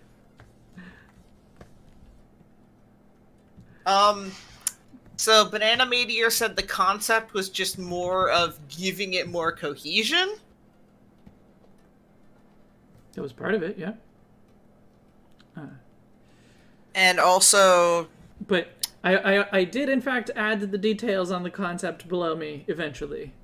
So bats and feathers. yeah. And the fact that most people tend to just take Dragonair and then Dratini and kind of do a through line to Dragonite where it has no limbs. And she wanted to do the opposite. Yeah, you've got it. Awesome. I think the only thing I removed from the line is Dragonair has like these orbs on it, and Right. they're fine, but like I'm not personally a big fan of like jewelry stuff, and also they were nowhere else in the line, so it seemed really easy to cut. He left his balls in his other pants pocket. I do really like the orbs, but yeah, like they have no connection to anything else in the design. Yeah, on Dragonair they're really cool, but when you're looking at all three, you're like, why are these here? Yeah. But I think that's part of the reason why when you see Dragonite redesigns, they usually do have more crystal-y stuff on it. Yeah. I don't know why it doesn't, canonically. All right, this looks good. We can do Dragonair. It looks good. Looks good. All right.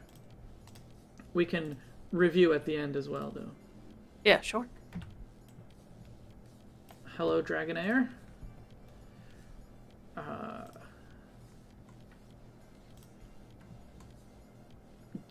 I don't think I can do the swirly pose.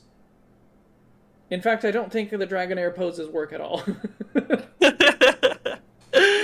Unfortunately, I'll wait till I've this changed the blows. silhouette rather drastically at this point. Yeah. It would be really funny if you use the top or bottom pose and you just like put like chicken legs like coming out of it, like right in the middle. Wait.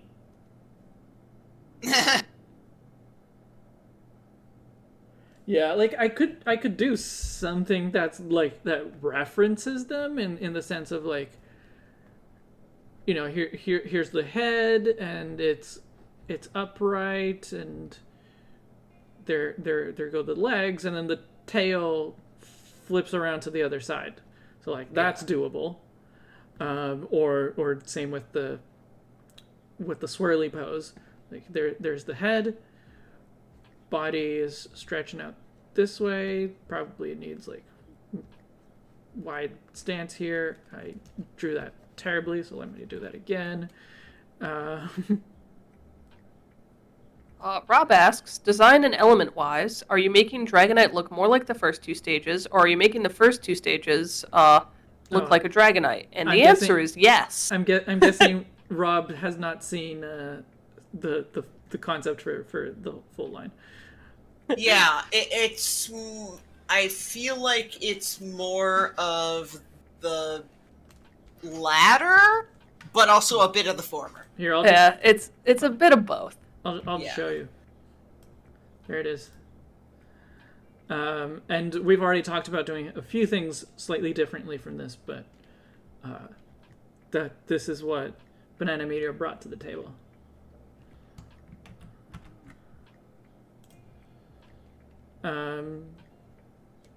Yeah. So the swirly pose really doesn't work. I'm sorry that I've done this to you. You should be sorry. That's the pose I like. But I can try something that's basically the top one on chicken legs. I really like how in both your silhouettes you spaced out the legs too. Yeah. That's good. It's very dynamic. I feel like it's kind of necessary. I feel like. Yeah, I feel like that works functionally for the first and third. So the first and third Dragonair. Sorry.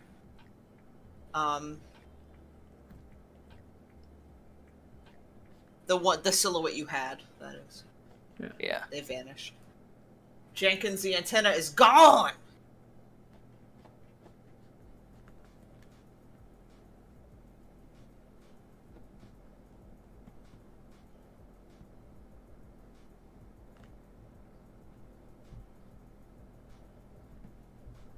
Yeah, the antenna was another part of the line that I had. The why is this? I mean, it's there, I guess, to be something that's there when it doesn't have the wing ears that Dratini and Dragonair have, but like It's a thing. It's so different from the wing ears. Mm-hmm. They're like, well, we're not going to give it ears, so just put 2 big pieces of spaghetti in either side of its head. Honestly, 2 big pieces of spaghetti versus ears. I'll take the spaghetti. I mean, if I'm ordering them like the Olive Garden, like, yeah, I'll take the spaghetti. I don't want to try the ears. I'm not that adventurous, but... Would you like spaghetti or ears? Are they Can pickled? I hear out of the spaghetti? Ears from what animal and why? Yeah, that's a good point, actually. Like, Pork ears. That's a thing you can eat. I think pig ears are really cute, but like if I had to pick a mammal to get ears from, I'd pick like goat ears. Goat ears. Seems sheep leathery. ears. Is there any animal with like meaty ears where we actually eat the ears in culture? Pigs. Yeah, I was not kidding about pigs. So. Yeah, people eat pig ears. Yeah. I mean, the particular dish that I have in mind is a traditional feijoada, which is a bean stew, but it's a bean stew with like pork in it. But like nowadays, most people are probably going to make it with sausage or some other kind of pork. But the most traditional one is actually with like pork scraps, so it would be like ear, tail, hooves kind of thing. Yeah. Yeah. That makes sense. And I bet if fish had ears, they'd be delicious. Deep Sorry. fried, nice and crispy. Most ears are just made out of like cartilage, so they're not terribly yummy. Yeah. Yeah, but like if you fry like shrimp tails, they're tasty. Like they just have to be crunchy enough. Disgusting! Like Why would you eat the tail? because shrimp? it's crunchy. Like it's Yeah. just crunch. I'll eat the tails on accident sometimes, regularly. I will eat the tails I'm sorry, on purpose regularly. it's a sensory thing for me. It's no good. I understand they are a way different texture than the shrimp itself. The texture is terrible. Yeah, but that I like the texture. I eat the tails of my like the tempura texture. shrimp on purpose all the time. Yeah, I do the same, Libris. Okay. Now you're freaking me out. Sorry. It's okay. That's just like I said, it's a texture thing. It's just not. Ugh. They are impossible to chew. What are you talking about? It's really about how they're prepared. Well, yeah, you don't chew them. Like they have to be fried first of all, right? Like I don't know, cooked shrimp. You're not gonna eat that. But if it's like tempura shrimp, Even if it is tempura. they are crunchy. They're just like pure crunch. Well, and flavor. It's like eating chips.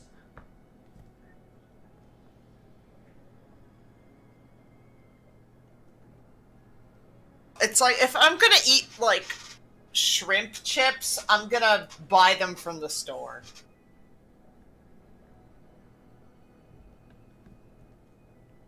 Pulling poop out of shrimp is just normal for eating shrimp. Yeah. Like, heck, I get the, I got a P-Chop, and I get the, which is even if I got a Wegmans, which is the quote-unquote fancier place around here, I get a fucking, you get frozen shrimp with the tails off, and you still gotta deal with the poop.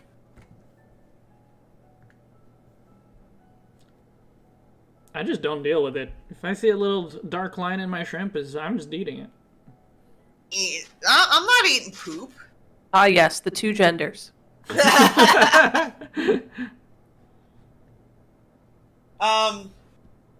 eating, I don't know. I just, like, it takes, like, 2 seconds. Like, maybe if I'm doing, like, a lot of, like, with shrimp, it's very obvious. With other animals, maybe not so much. But with, I don't know, with, eating tempura, like, hard foods, the hardest I will go is soft shell crab. Like, I'll eat that. It's delicious. Yeah, the little green intestine poopy line. That's so easy to take out. Yeah. I just don't bother. I wasn't taught to do that. I was taught to eat it. I mean, not like, oh, you should eat that. It's just like, yeah, that's just the thing. Libris. That's just Libris over here, like, yeah, eat tails. Yeah, eat shit. What of it? Yeah. Yeah, it's just like, yeah, that's the intestine. That's poop. It's just like, yeah, okay. Even if somebody said, no, it's not bad for you, I would still take it off. Because it's like, look, I've spent, like, my species has spent several thousand years convincing itself it's superior. If I'm not gonna use my little opposable thumbs and little graspy fingers to pull poop out of shrimp, what am I gonna do? Eat the shrimp. George asked if it's safe. I think the answer is that it is safe, but I do butterfly mine when I'm preparing them just because, like, I don't feel good I don't, like, it's like a mental thing, I think, where it's like, yeah, I know that it's poop and I don't want that. It's like, I'm not Hitler. I'm not into that shit.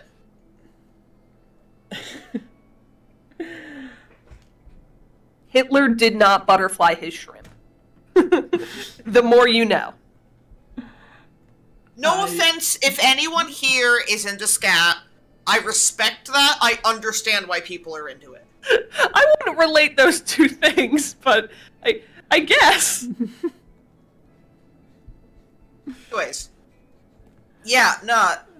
Softshell crab is good, though. That's like the toughest I'll go in terms of, like, shellfish crunchiness.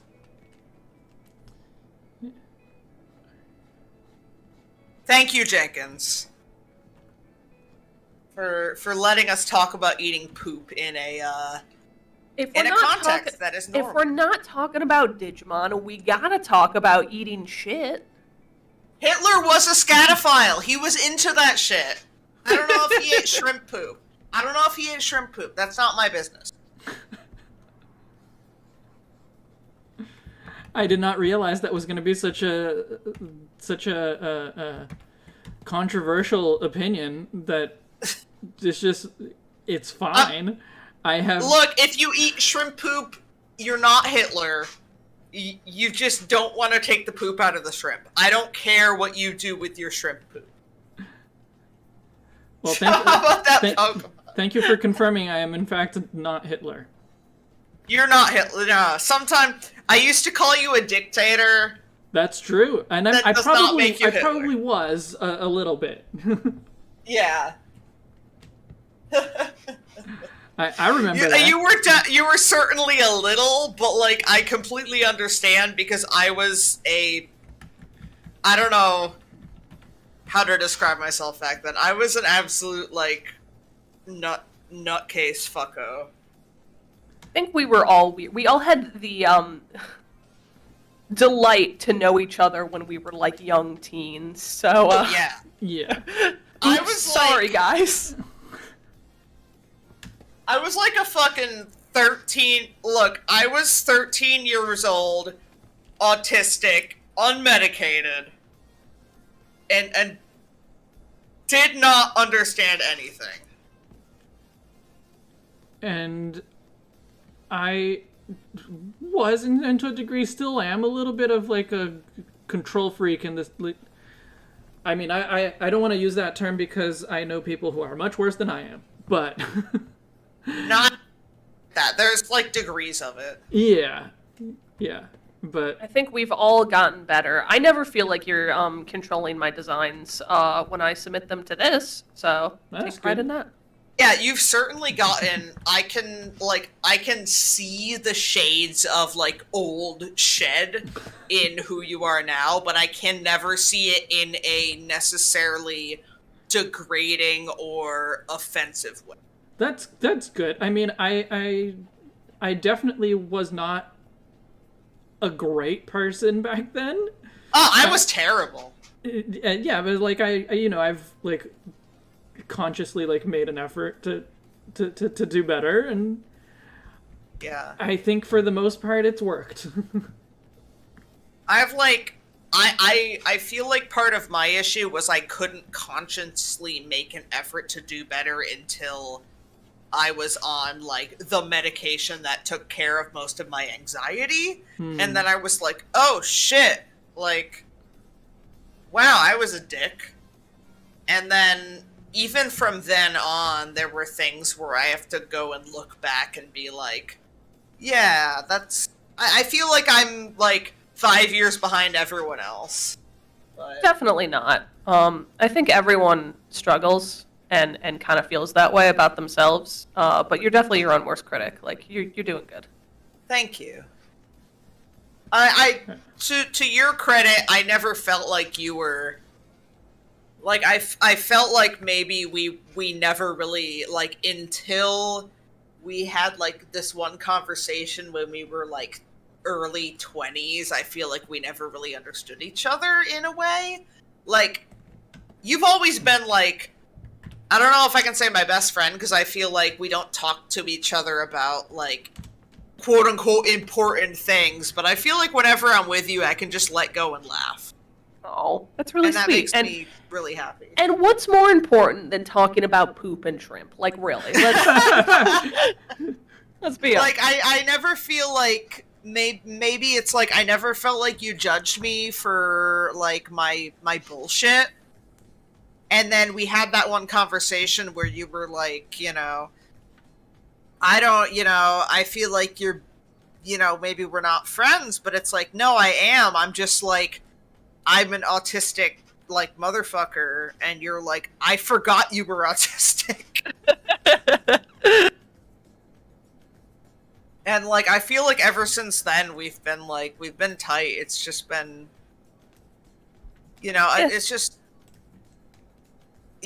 my friends who aren't my partners, even my partners they understand that I'm not like great at emotional shit. And I feel like that's part of why being poly works for me, is because I can't be anyone's everything. Yeah, I understand that.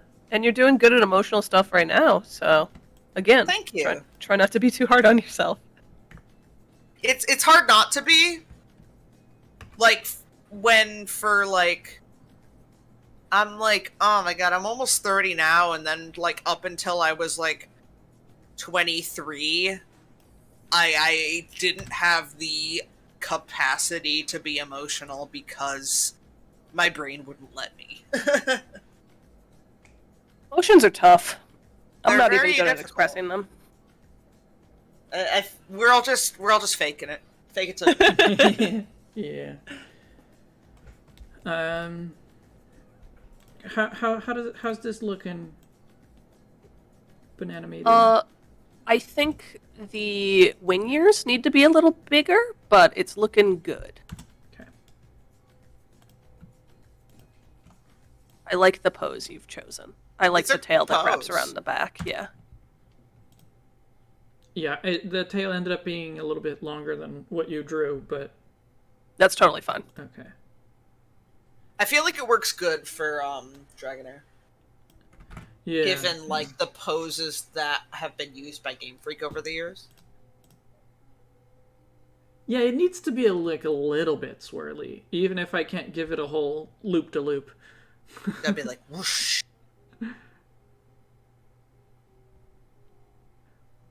Yeah, like when you see Dragonair drawn like in a straight line, it looks weird. Yeah, think that's so. a good point. I think so. Like it needs to be bendy. Like it doesn't need to be like it doesn't need to be swirly necessarily, but if you could draw it with like zigzag shape, but if you just draw it like this, that's weird. No, that's weird. I'll give you a moment before it shows up on your screen.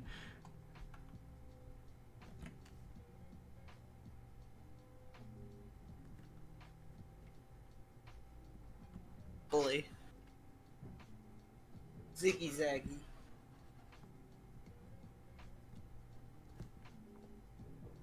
Yeah, so like that. Top one, okay. Bottom one, weird. Sorry, I don't make the rules. Who does? Game Freak? No, I don't know.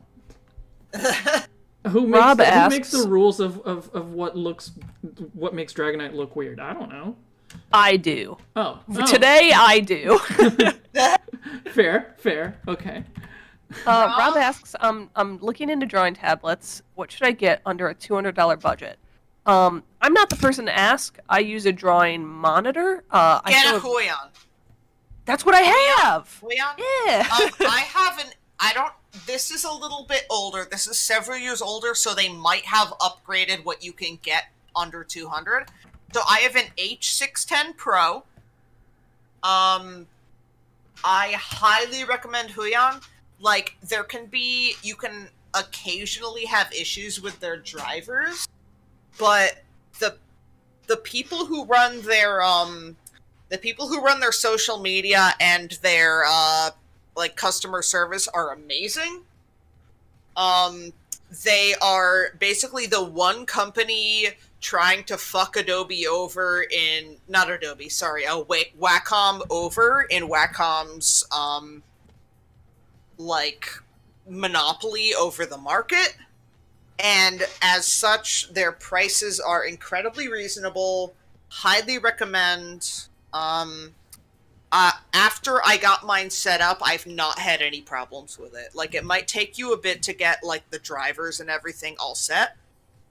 And the other problem is you have to, at least for my version, they might have upgraded, like, the whole thing. I have to charge my pen separately from my tablet, but honestly, that's not a big deal. I have a Wacom drawing tablet. It's just a USB plug and play, basically. I think you need a driver, but like it's yeah. Oh yeah, same for Huion. You will always need a driver. Yeah, but look, mine was more than $200 because it's this big. Yeah. Here. The thing with Huion is you can get a tablet for that price, like that same size tablet, a lot cheaper. The issue is you will probably need to fuck around with the drivers for a bit, but if you're good at messing around with software, if you're good at like fixing things that are problems, that might occasionally come up in your use of a PC, then I would say, like, and honestly, if you have under 200,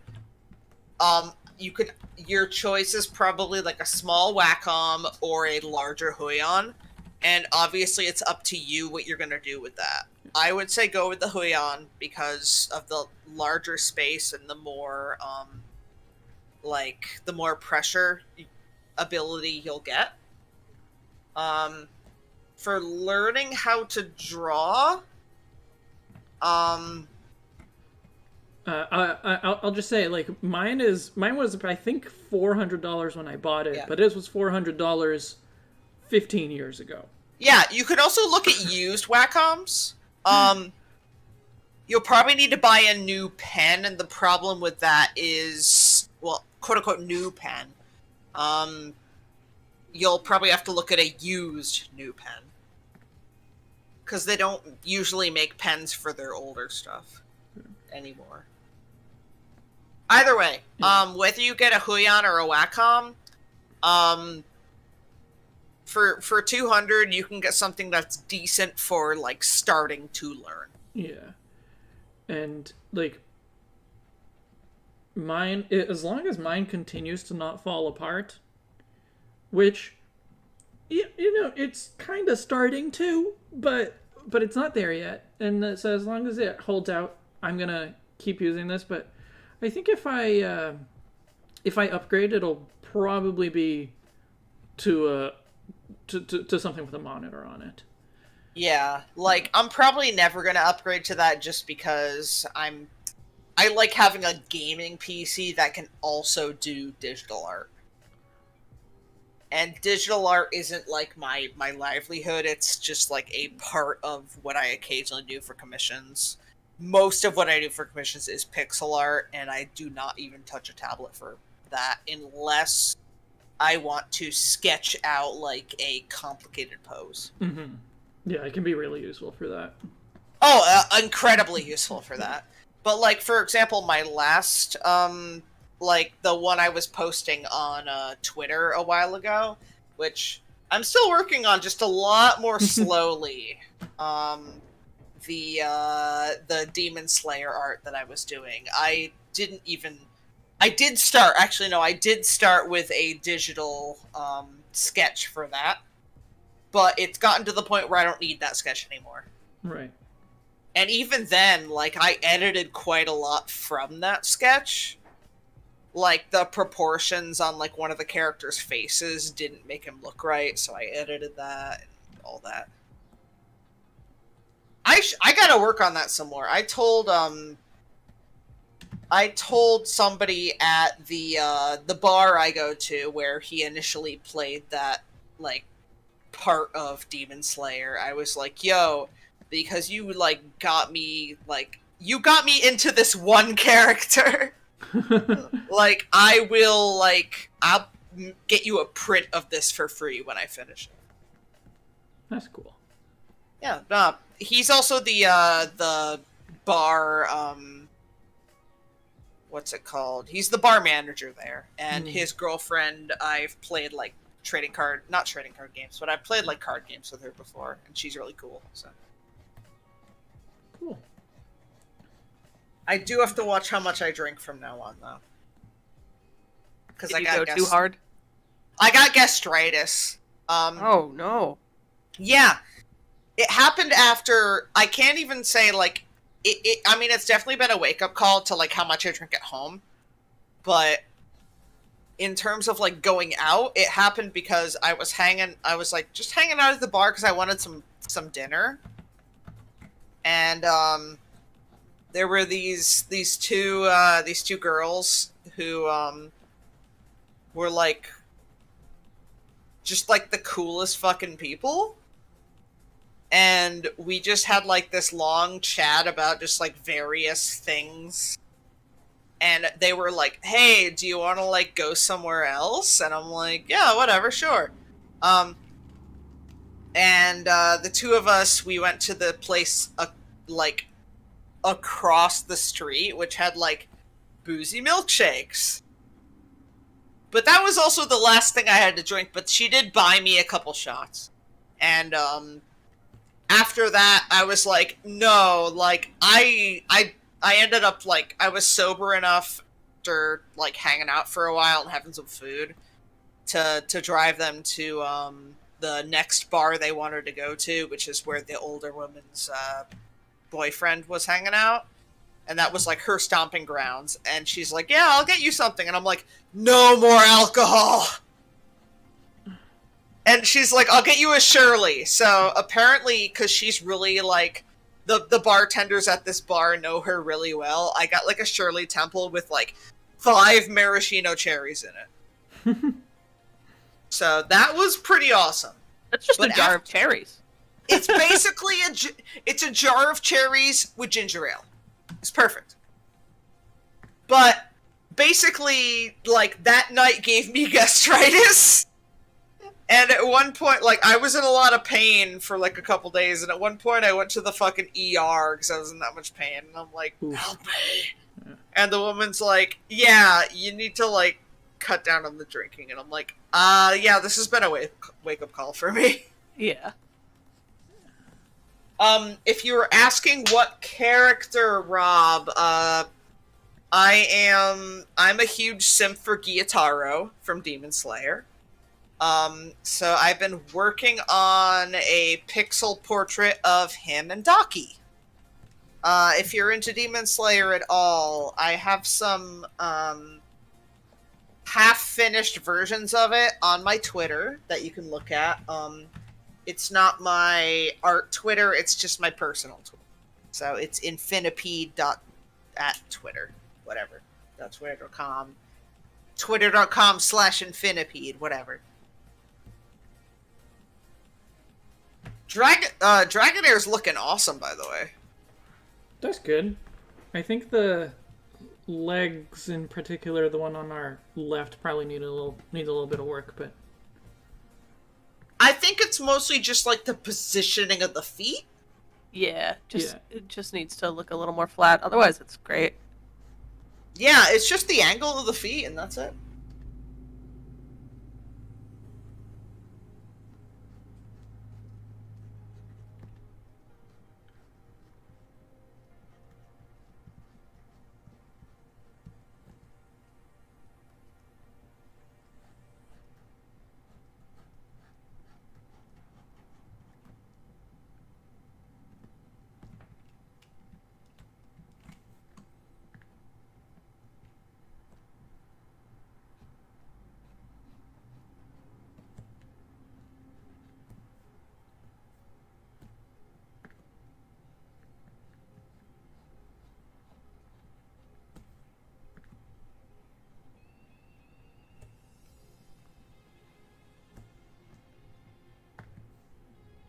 We've reached the part of the stream where we've run out of things to talk about. Oh, I have plenty of things to talk about. I don't wanna occupy the entire chat. well, what would you like to talk about? Oh God. You want to talk about God? Oof, that's a... No!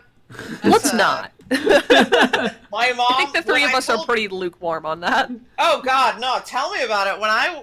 When I told my mom about the gastritis, she was like telling me like, oh, I don't know, maybe you want to join AA because they'll have somebody there to like help you out, like a sponsor. And I'm like, Mom, no, fuck AA. And she's like, yeah, I went to a couple AA meetings and they're basically a cult.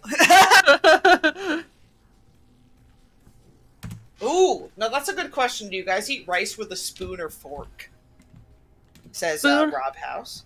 Spoon. I think if it's like vegetable fried rice, I'm more intent to use a fork because then like, it's harder to get the other stuff. But like, definitely spoon. Otherwise, I like can't get it. It really depends. Like, I'm never eating just rice, right? So it really depends on what I'm actually eating. Look, Libris, I'm white, so I sometimes eat just rice. Yes. I'm mostly joking, but like sometimes, if you're really hungry and there's not much else in the house, sometimes rice with butter is a food. Especially now that I'm unfortunately gluten-free. It's like, well, I can eat rice. Oh, you're gluten-free? What's up with that? Oh, man. So for the past year, I had been having like really bad intestinal issues where I'd have like super bad cramping, and I thought that it was like related to like uterine stuff. Yeah. So for a long time I was just like, whatever, I got bad cramps, I got a vagina, sometimes I get bad cramps. And, relatable. And I finally went to see a doctor about it, and they were like, yeah, I think it's intestinal, because like I don't see anything going on down there that would contribute to that. So I went to a gastroenterologist, and they were like, hey, try cutting out gluten. And I was like, I guess if you want me to. And has it been working? Overnight, God, no more intestinal problems, which was really nice. But then it was like, Oh, geez, God I'm gonna damn be it. gluten-free forever, you know? Yeah, that sucks, but still, it's an improvement, I guess. Yeah. So like the last time you saw me was like at my birthday party, Yeah. and like that day, my friend Quinn had made me a lovely Viva Pinata cake, which was Yeah, amazing. yeah, Quinn is Joey's boyfriend, right? Yeah, he's like a killer cook, and Oh I yeah, ate, no, I ate that, I was and happy to meet him finally. right, I ate that, and that night I was like, really bad intestinal cramps on my birthday. Ah. That's, you know, like. Yeah, so you've got like either celiac or some kind of like actual sensitivity. Yeah, it sucks because like I totally love the way gluten tastes. Yeah. Obviously, love me some bread, love me some pasta. Yeah. But it's just one of those things where like if I don't eat it, I just feel better. So Yeah, no, that's legit. Just remind me before you guys come over. yeah, To be fair, like the pasta I really like using is I like using pasta that's made with like legumes or like similar stuff. Like my favorite pastas are ones that are made with either chickpeas or edamame or black beans. all of that's totally fine. Yeah, because I find them more filling right. than like wheat pasta. Yeah, And wonderful. I would be absolutely happy to make you an amazing fucking mac and cheese. I would love that. With like a chickpea pasta. Yeah, that would be great. Thank you. I would love to cook for you, especially now that unfortunately, I will admit, I have been I gotta get this off my chest. I have been seriously, like, what's the word? Guilty. I've been feeling guilty about this. So we had a really bad mouse issue in our house. In particular, in our kitchen. Oh no. And I tried humane ways to get them out. I tried, like, you know, the humane traps. I tried the mass humane traps that hold, like, 20 mice. They wouldn't go. So I had to use Mouse X. I feel bad, but I also feel like it's the most humane poison.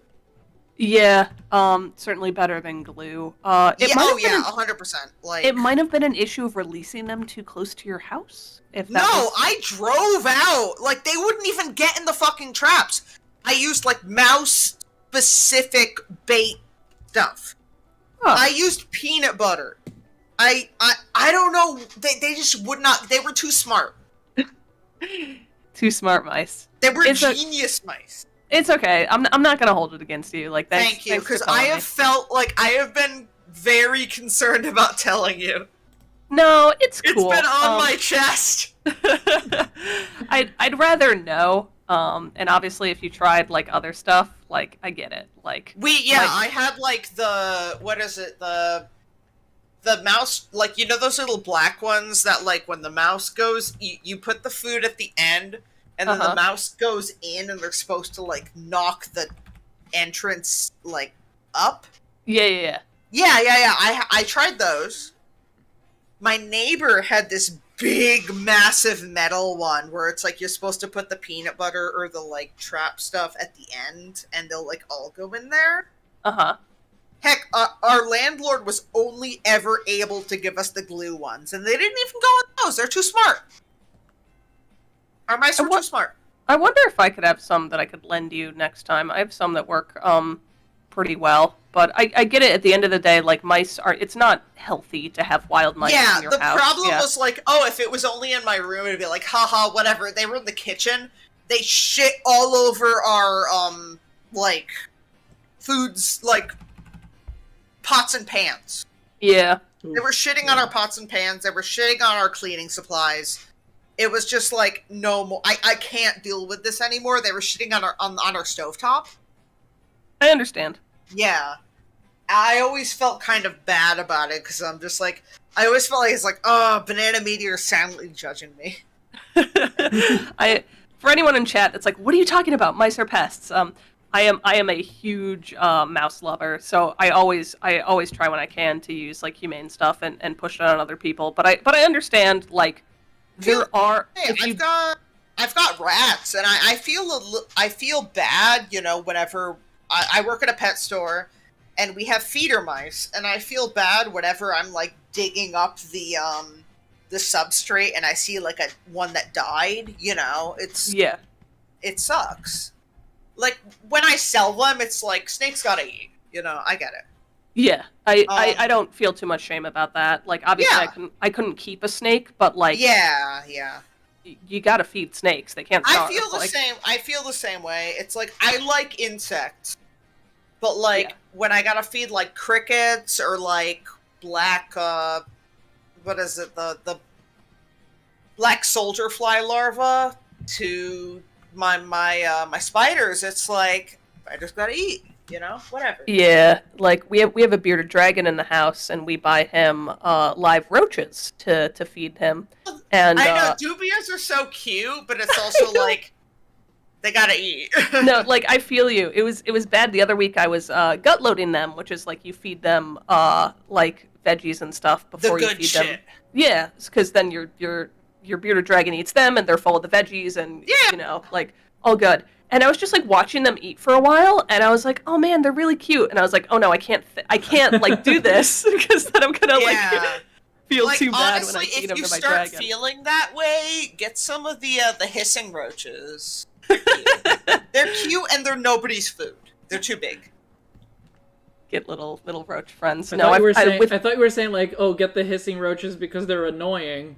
Yeah, you don't like them. They only hiss if you grab them. It's like talking catfish. They're like, oh, they're talking catfish. They only talk if you take them out of water and they get pissed.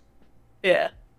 Yeah. Right now we have 6 mice and a bearded dragon and 2 cats, so I think we are good on pets. I think we have. God, we have I have 1 adult tarantula, 3 spiderlings, 2 rats, 2 cats, and a bunch of fish. Yeah.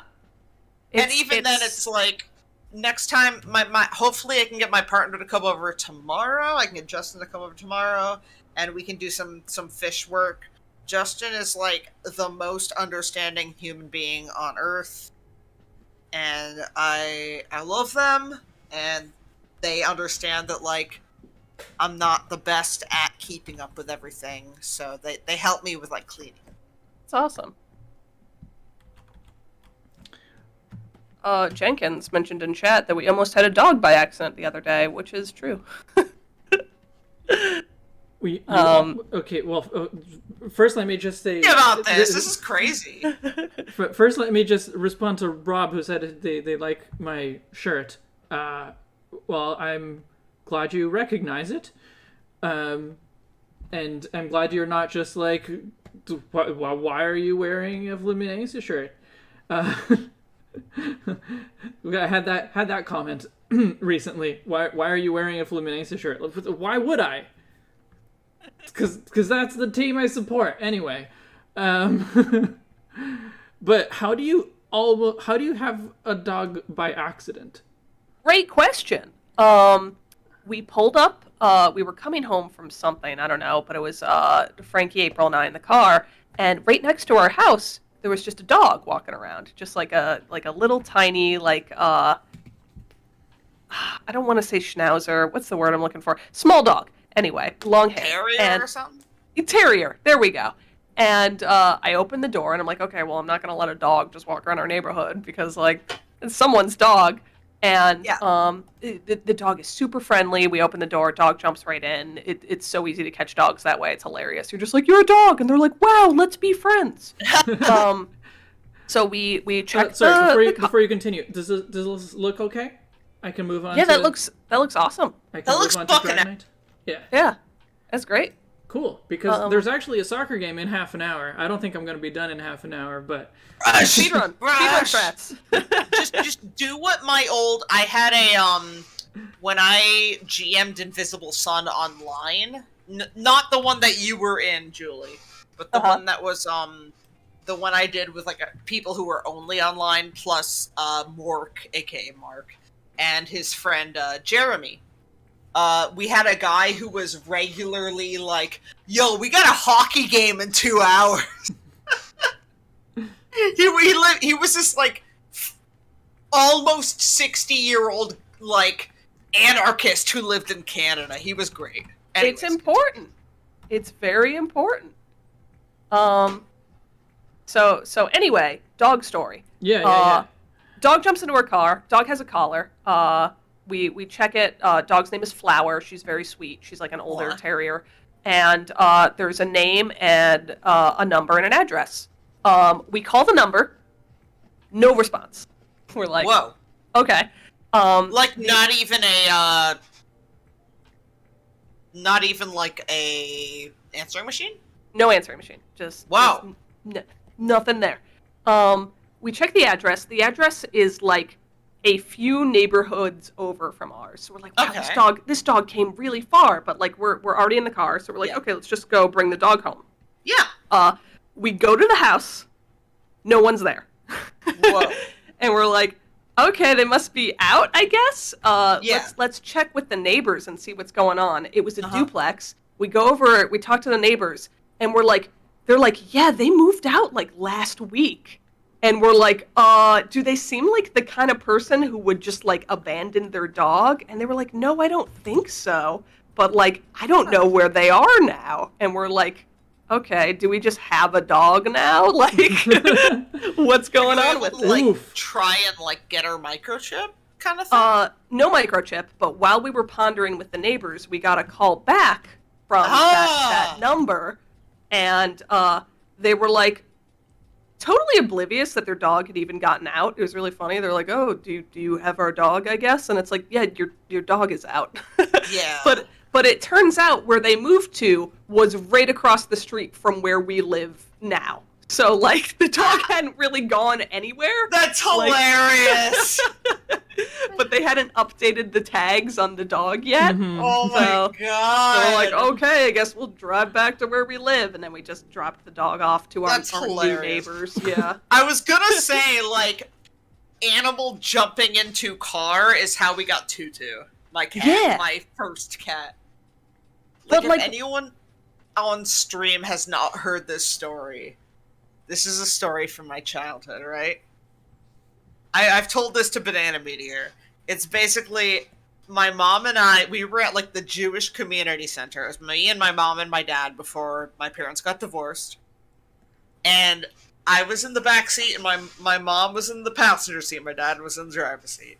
And this thing jumped onto my mom's lap and she was like, "It's a squirrel!" That doesn't sound like my mom at all. But then she was, then it jumped onto her lap again. She's like, "Ew, get it up!" That does sound like my mom. And, I was like, "Mom, Dad, it's a kitty. Can we keep it?" And so we kept it. Sometimes animals adopt you, and Tutu adopted us. Orpheus also adopted me because he's my current cat who I have at my house right now, and we got him one winter when I was like, "Mom, I want a lap cat." We went to the SPCA, and my mom's like, "I don't know, I like this other cute little black girl cat better." And then I was like, "Take out this cat," and this cat has got like, there's something wrong with one of his eyes, but he's got like heterochromia, and there's just something about him. And we take him out, and immediately he jumps into my lap. He picked me.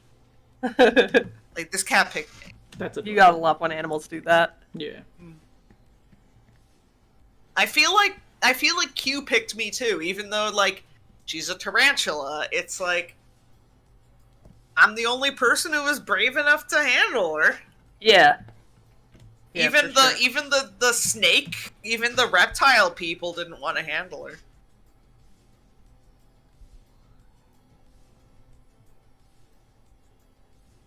So be careful out there, because dogs might try to adopt you.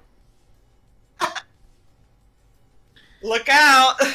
We were, like, prepared to go to the pet store and, like, get food, and, like, I was like, I could give her a bath. We're, like, such animal people that, like, in all of our brains, we were like, okay, I guess we're about to have a dog. And then we got a call. It's like, hey, bring my dog home. And we were like, okay. I guess we don't have a dog. No, Okay. tell me about it. It's like I said, like, I spent, like, I've spent, like, over $100 on, like, tarantula stuff this month.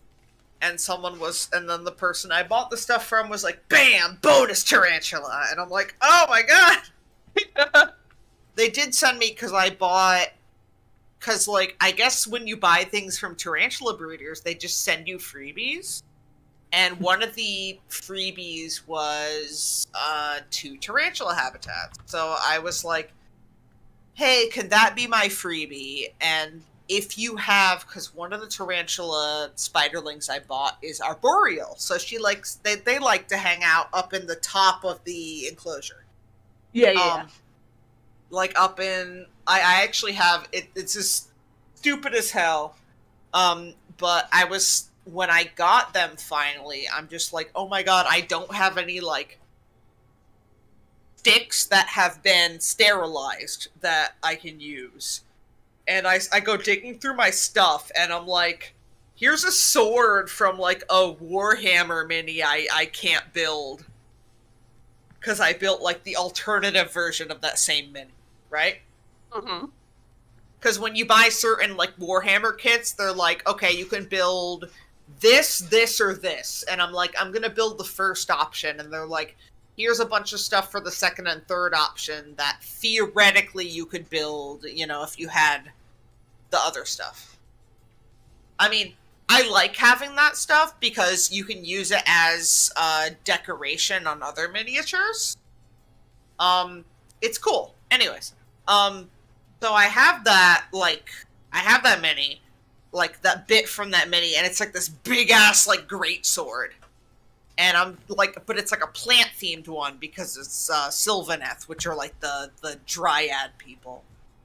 And I'm just like, I could just use this. This is the exact height as the enclosure. So I just stick this piece of resin, like this resin sword, plant sword in there. And I'm just like, there you go. But yeah, the person sent me, like, I was like, hey, can you send me an arboreal habitat? Because one of their freebies was like 2 habitats, two like containers you can put tarantulas in.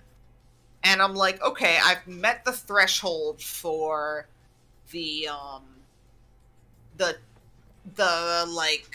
regular freebie, and one of the regular freebies is the 2 tarantula habitat. And I'm like, okay, I'm ordering 2 tarantulas. Can you send me the 2 habitats? But if possible, can you send me, for the sea versicolor, which is the arboreal tarantula, can you send me an arboreal habitat? And they said, yeah, sure, I'll send you an arboreal habitat for the sea versicolor. I mentioned that I was new to the hobby, so I guess that's why they sent me 2 terrestrial habitats, 1 arboreal habitat, and a bonus spiderling. Wow. Yeah. Yeah, no, the tarantula on the sword is badass. Banana Meteor. That's me. Yeah, that's you. Correct. Dude, you gave your Dragonite quite small wings. I did. And the original Dragonite has quite small wings as well, except in the art that I was pulling the pose from. And personally, I do like the bigger wings, but how do you feel? I kind of think I exaggerated the smallness, because I think even the bigger ones, like, of course they wouldn't carry a creature like that, so I kind of played more into the fantasy aspect of it. If you like them bigger, that's okay. I'm cool with that. I can make them a little bit smaller if that was part of your intention. I can do that. A little bit. The other thing is I want to make sure that I remembered all of the things that we talked about doing differently. So we talked about doing the eyes a little bit differently. Yes, I can see you've done that already. That's okay. And we talked about not segmenting the belly. Also cool with that, yes. Okay. Don't forget the batwing ears. Yeah, so yeah. I was not forgetting that. I'm just not, because that was one of the things that I thought we could do differently, but we had never talked about what to do instead. Because I do like it. I get wanting to like call back to Dratini with that, but I don't think that the ears that look exactly like the wings, or almost exactly like the wings, I don't think they quite accomplish that. So I was wondering if there's maybe like another wing and ear design that would be more of a callback to the Dratini ears. We could keep them entirely purple if you wanted. I think that's because like Dratinis are just kind of one shape, or we could make them entirely yellow. If you think that would kind of bring it back in more. I mean, the color probably would help, but I'm thinking more of like the shape of them. What are you leaning towards? What would you like to do? That's part of the thing. I don't really know, but like I would just for the ears, like maybe do something that like starts here. I'll just draw something, and you can tell me what you think.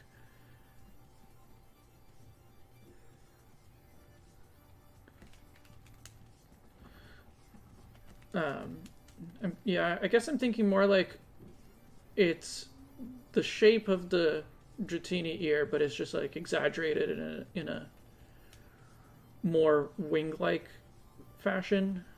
Like that. It reminds me a little of Dragonair's ears, but in a more... Yeah.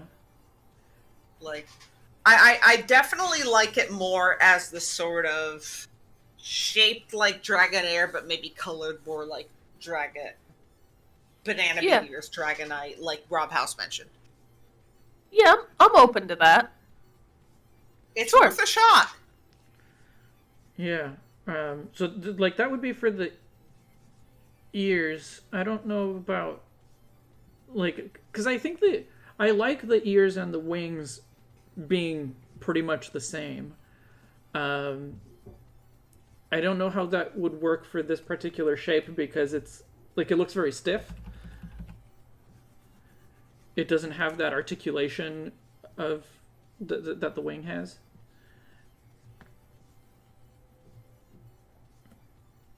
But maybe the wing, it just is a solid color, and maybe that's enough.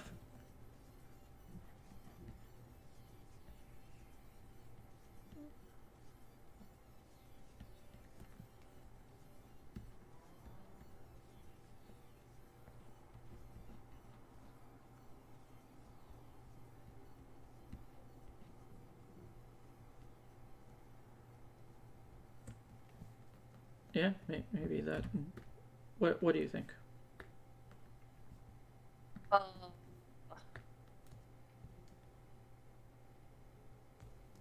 I think I have to see more visual. I like what you have there. I like that. The kind of like Dratini esque wing ear. Okay. Yeah, I'll do another cleaner version, and this is all on the same layer still, so like I'll have to do some adjustments, but is there anything in terms of like proportions or design that I'm missing? Like, do you want the, I don't know, head to be bigger or something like that? I'd like to see the body a little slimmer to keep in mind like the serpentine aspect of the other two, but I didn't go that much slimmer even on mine, so don't go crazy. Okay, I'll try that on this next pass at it.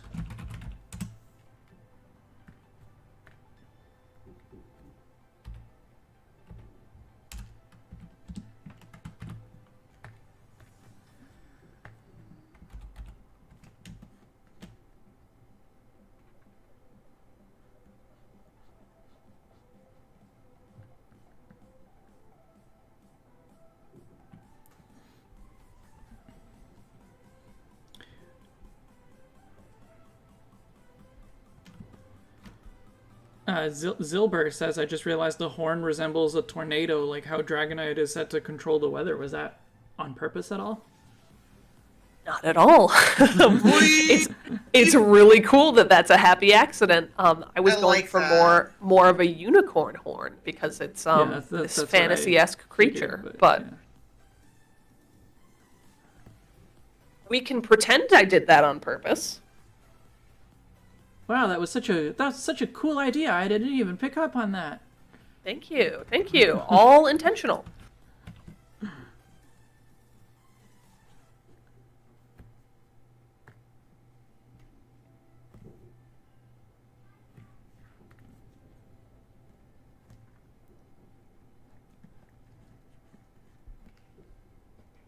The idea was too cool to even be picked up on.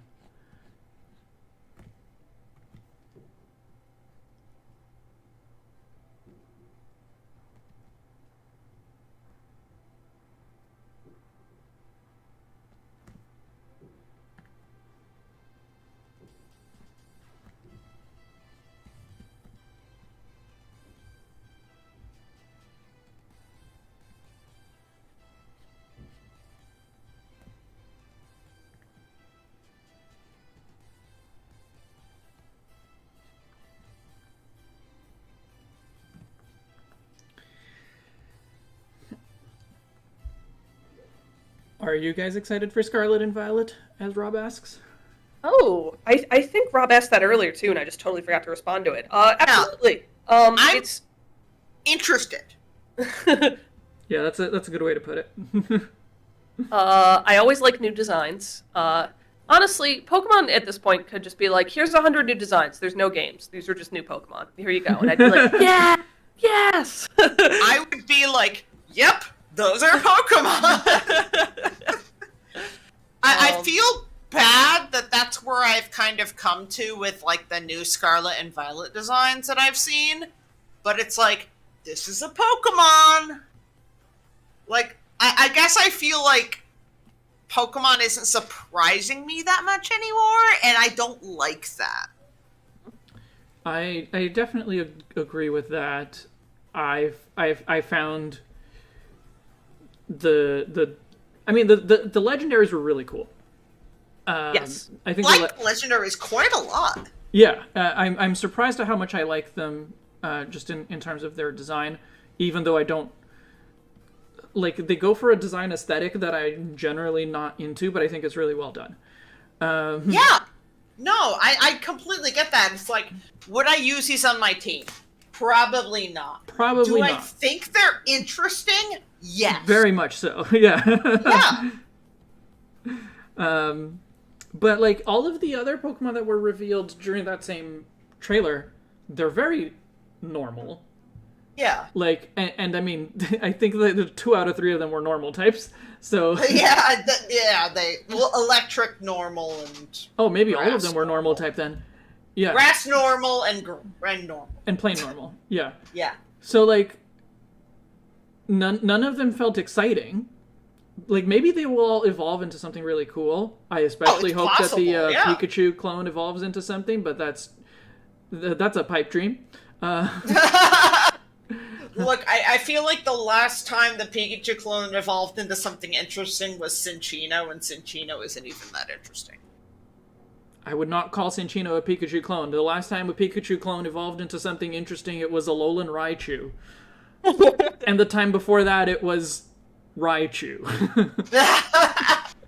I'm definitely hotter on the designs than you guys are, but I like the really small, cute ones. Like a lot of times, like the earlier forms Yeah. are ones that I like more. I did love the legendaries though. I think they're great. I like the whole future past thing they're doing with Yeah, I'm segmenting the two. hoping they do something with that Yeah, instead for of sure. nothing. I agree. Yeah. I feel like maybe I'm being too hard on Game Freak, but it's like I feel You're like not. I expect so little of them now.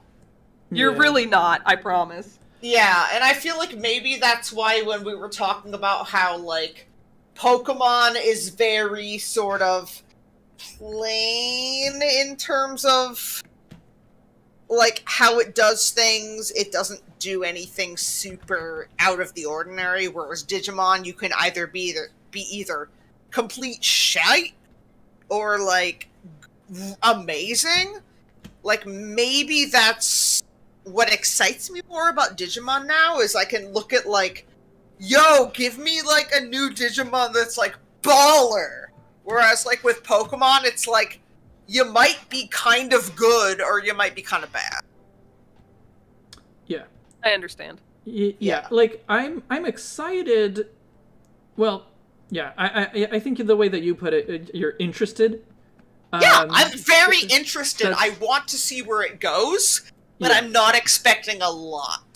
That's pretty much where I am. I'm interested in the sense that, like, you know, the co-op exploration, the open world, all of that sounds really cool.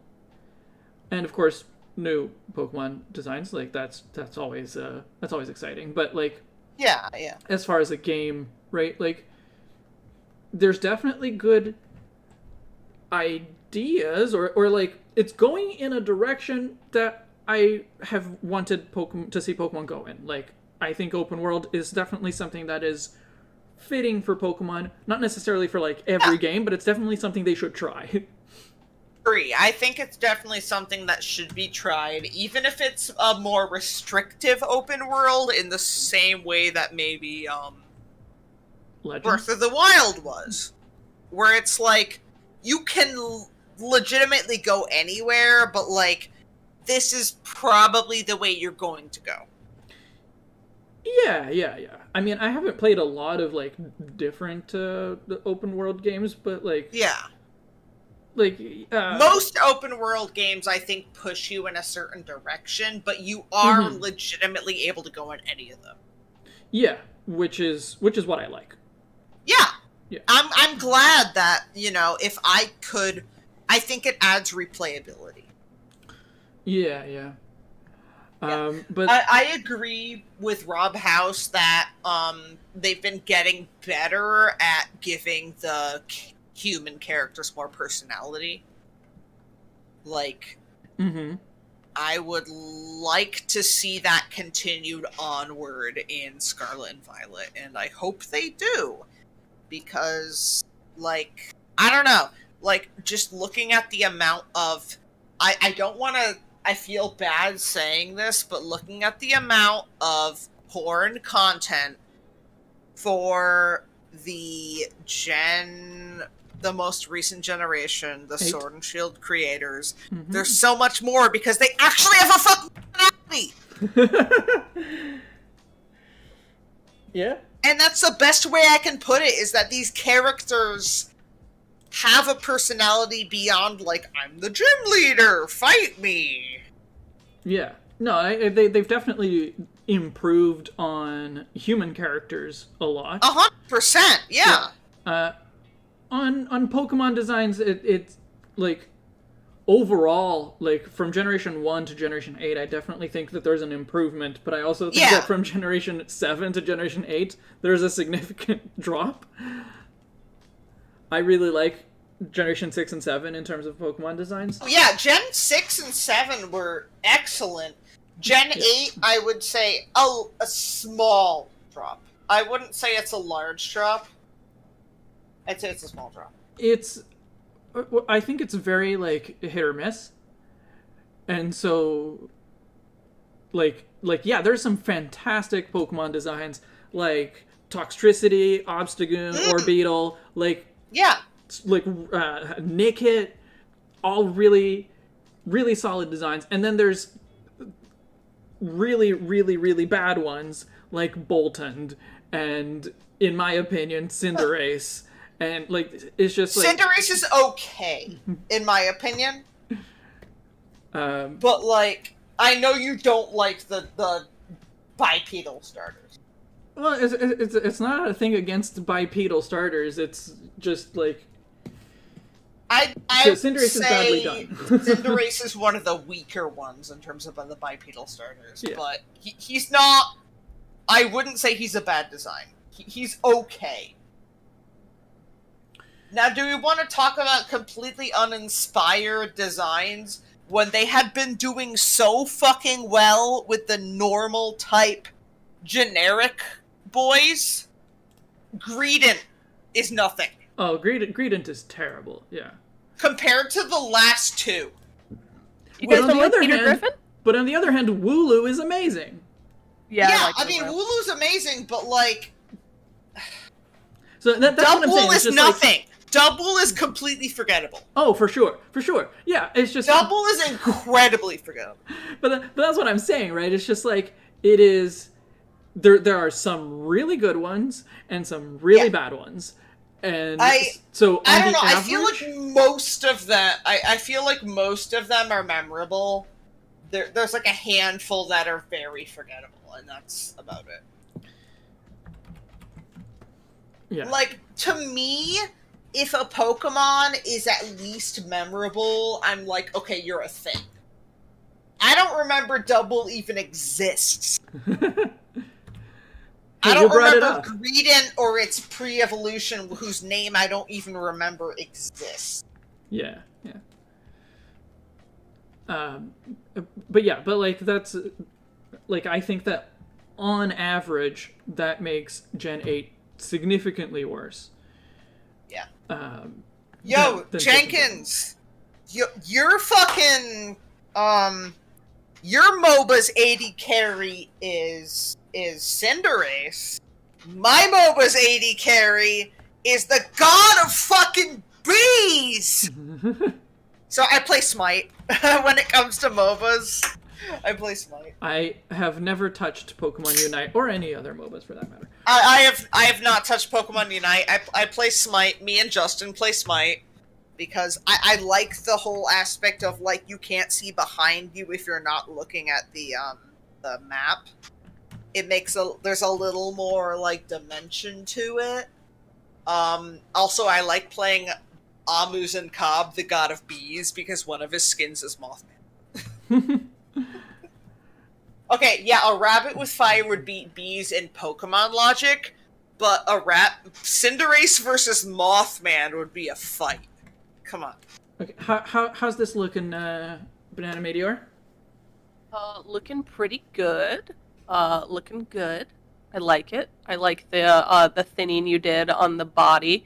I'd like to see the tail be a little more pom-pom-ish, a little more circular. Okay, sure. Just the tip of it. And I think otherwise you're pretty on the money. Okay. Make it more foofy. Yeah. Yeah, I love snow. More of a round one, right? Round. Yeah. Yeah. Okay. Kind of think like a messy pom-pom. Sure. I love Snom, but I backed a Snom Ita bag that got canceled because Nintendo was like, you can't do that, and it's like, are you gonna make a Snom Ita bag? Nintendo's like, no. Yeah, and it's. I did get the pins for it, though. I did get the pins. I should probably try Unite, but, like, I don't know. Smite has ruined me for, like, any isometric perspective MOBAs, honestly.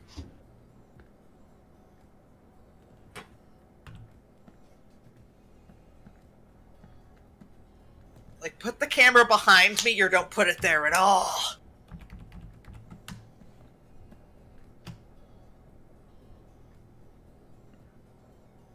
Regardless, I was going to say something and I don't remember what I was going to say. It's okay. It happens. But yeah, so I'm very interested in Scarlet and Violet, but I haven't seen enough of it to be convinced that the things that they're doing new that are exciting are going to be done well. That's the problem. Okay. All good? A Pokemon Ita bag and it's Pikachu, I don't give a shit.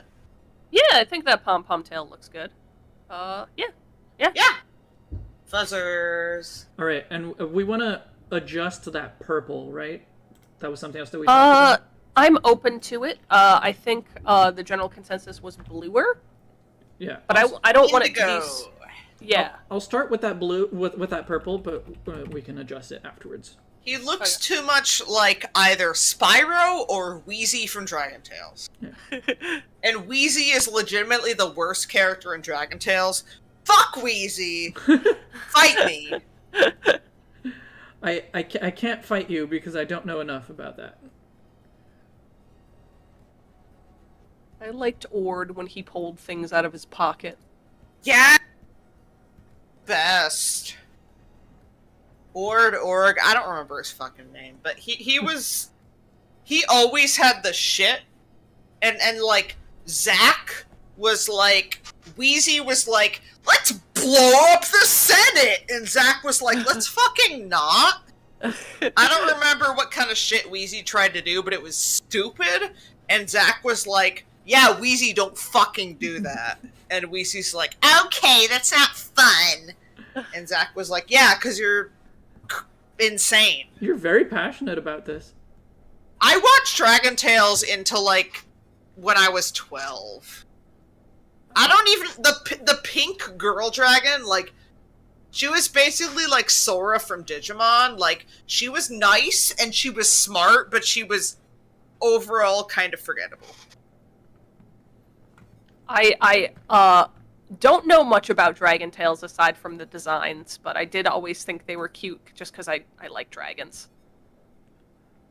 They were cute. They were all very cute. Yeah, like, I don't know how much exposure I actually had to, because, like, I recognized the characters when I was shown them at some point. Like they looked familiar, but I did not, like, I don't think I ever watched it.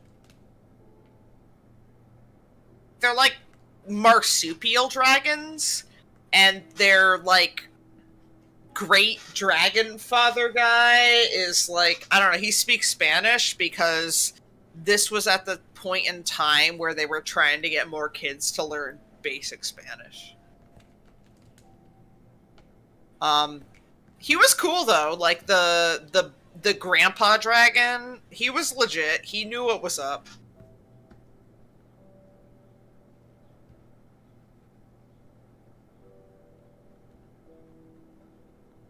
Ooh, a sunset blue. I like that concept. We will get there shortly. Ooh. It just needs to be a little yellower. I will say, excuse me for if any of you heard me burp because I'm drinking seltzer. Dragon Tales taught me to tie a knot. I couldn't. Maybe I should watch Dragon Tales. I'm still super bad at that. Over and under, it's easy to do. Reach through the hole and pull it through. Yo! Kudu Pendant is on the money. Sagwa the Siamese cat. That was some good shit. I liked Sagwa. Sagwa was great. Now, that's one that I don't think I've ever heard of. Very niche. Short run on PBS Kids. Very, like, Chinese inspired.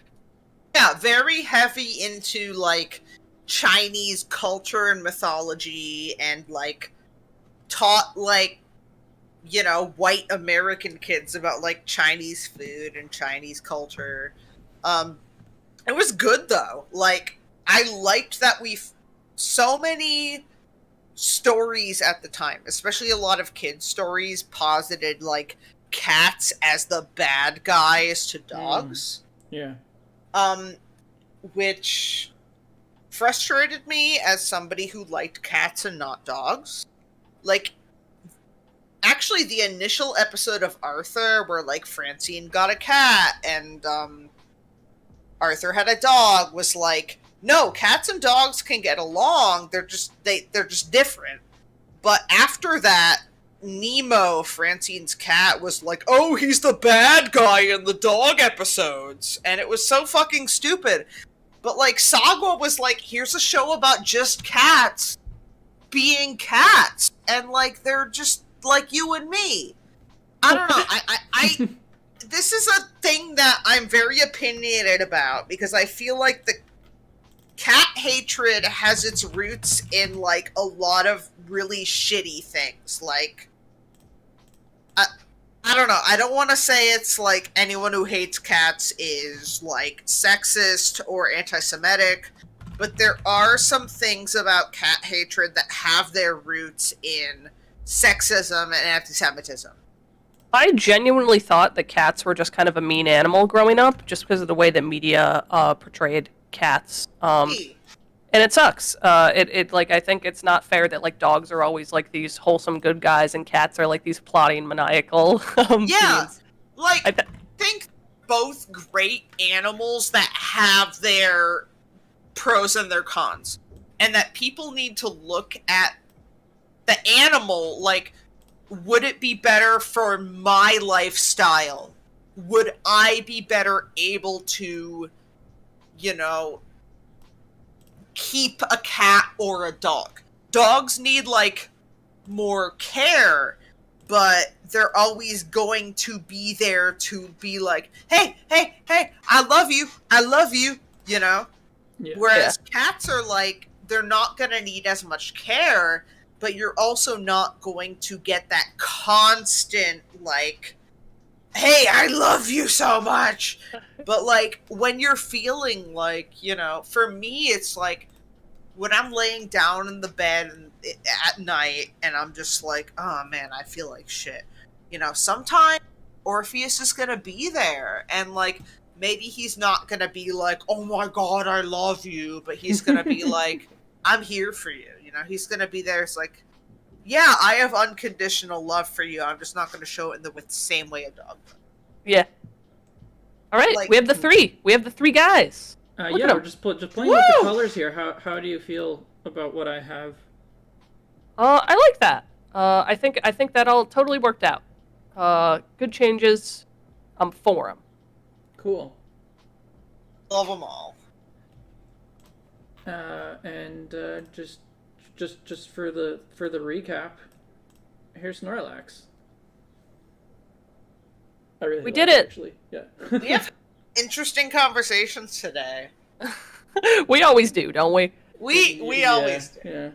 Anyways, cats, dogs, think about what you want before you get one. And they're both cool. I don't like dogs, but that's because I don't like sudden loud noise. I sometimes, if they're just coming into the store and they're quiet, I like them. And I tell them they're good boys. Or girls.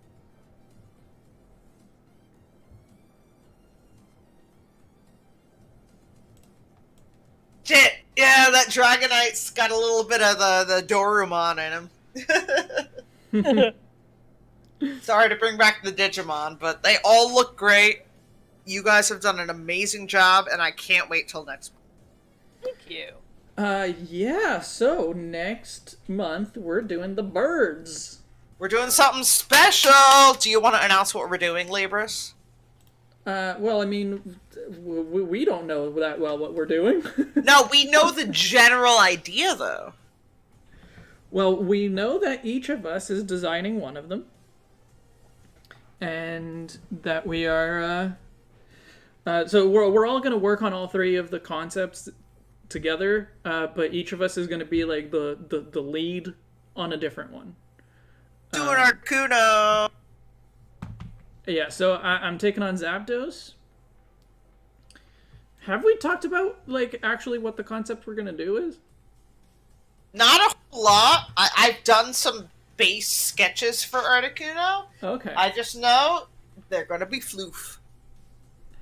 It's... yeah, so basically we want to make sure that all three of them have a cohesive theme. But... The individual theme is ones. Burb. Yeah. But yeah. So I don't know. I have not given Zapdos much thought. Have you given Moltres any thought, Banana Meteor? A little. I kind of want to touch base with you guys outside of here just to see where you're going, so I can incorporate some of that into my direction. Yeah. Please do. I will show you what I have for Articuno, but it's very basic. Okay. Again, like, I think this is one where we should definitely be touching base with each other prior to the stream. I agree. Yeah. So especially because I think the last time we did that, at least with me and Libris and Electabuzz and Magmar, it came out really well. That's true. Yeah, the end result on that one was pretty awesome. The date for the next one is tentatively, at least, August 13th. I say tentatively because we frequently push it back by a week, but could be likely it'll be the 13th. Jenkins, I'll do that for the Digimon version of Articuno. What if they each have their Spanish number as a piece of armor on their body? Do Jenkins, like a U or a Roman numeral 1. I'm not. Jenkins, get out of the chat. You're not allowed here anymore. Speaking of Jenkins and Digimon, we should touch base more often. She's not wrong. Libris, would you ever be interested in doing, like, redesigning Digimon as Pokemon? Maybe? I don't know. I know almost nothing about Digimon, so it's hard to judge. Still, I think that would be something cool, and I'm on a Discord for a reasonably sized Digimon YouTuber, so if that's something you'd ever think would be cool, I could, like, connect you guys. Yeah, we'll think about it. Yeah, like, if it's something, even if, like, you know nothing about Digimon, if it's like, he show you Digimon, you're like, hey, here's the Pokemon version. Yeah. I think it'd be cool. But anyways, after this is over, I mean. Yeah. Let's get through these guys. Anyway, definitely. so the legendary birds next month, and then Mew and Mewtwo to round things off at the end. Yeah. Mew and Mewtwo. Sounds good. Oh yeah. Yeah. I'm excited because Articuno's going to be my last design, but I think I've had, over the course of New 151, I think I've come up with some pretty solid designs. I think so too. I think we all have. I definitely agree. I certainly agree. I also think that we have all come up with not so great ones. So maybe in a year we do New 151 redesigns. Yeah, And we like we could like shuffle. We could either redo our own, or we could shuffle them so that like we're redoing each other's. But anyway, yeah, that's I want to redo Tentacool. Oh, okay. Oh, did I do like the Jello, but it's not where I would have gone. Oh, I love the Jello. The Jello is cute, but it's like it's so far off from where I would have gone. Do you want to redo the rat? The We'll have to newer see, 151. That's a good one. We'll see. All right. Bye, everyone. Bye.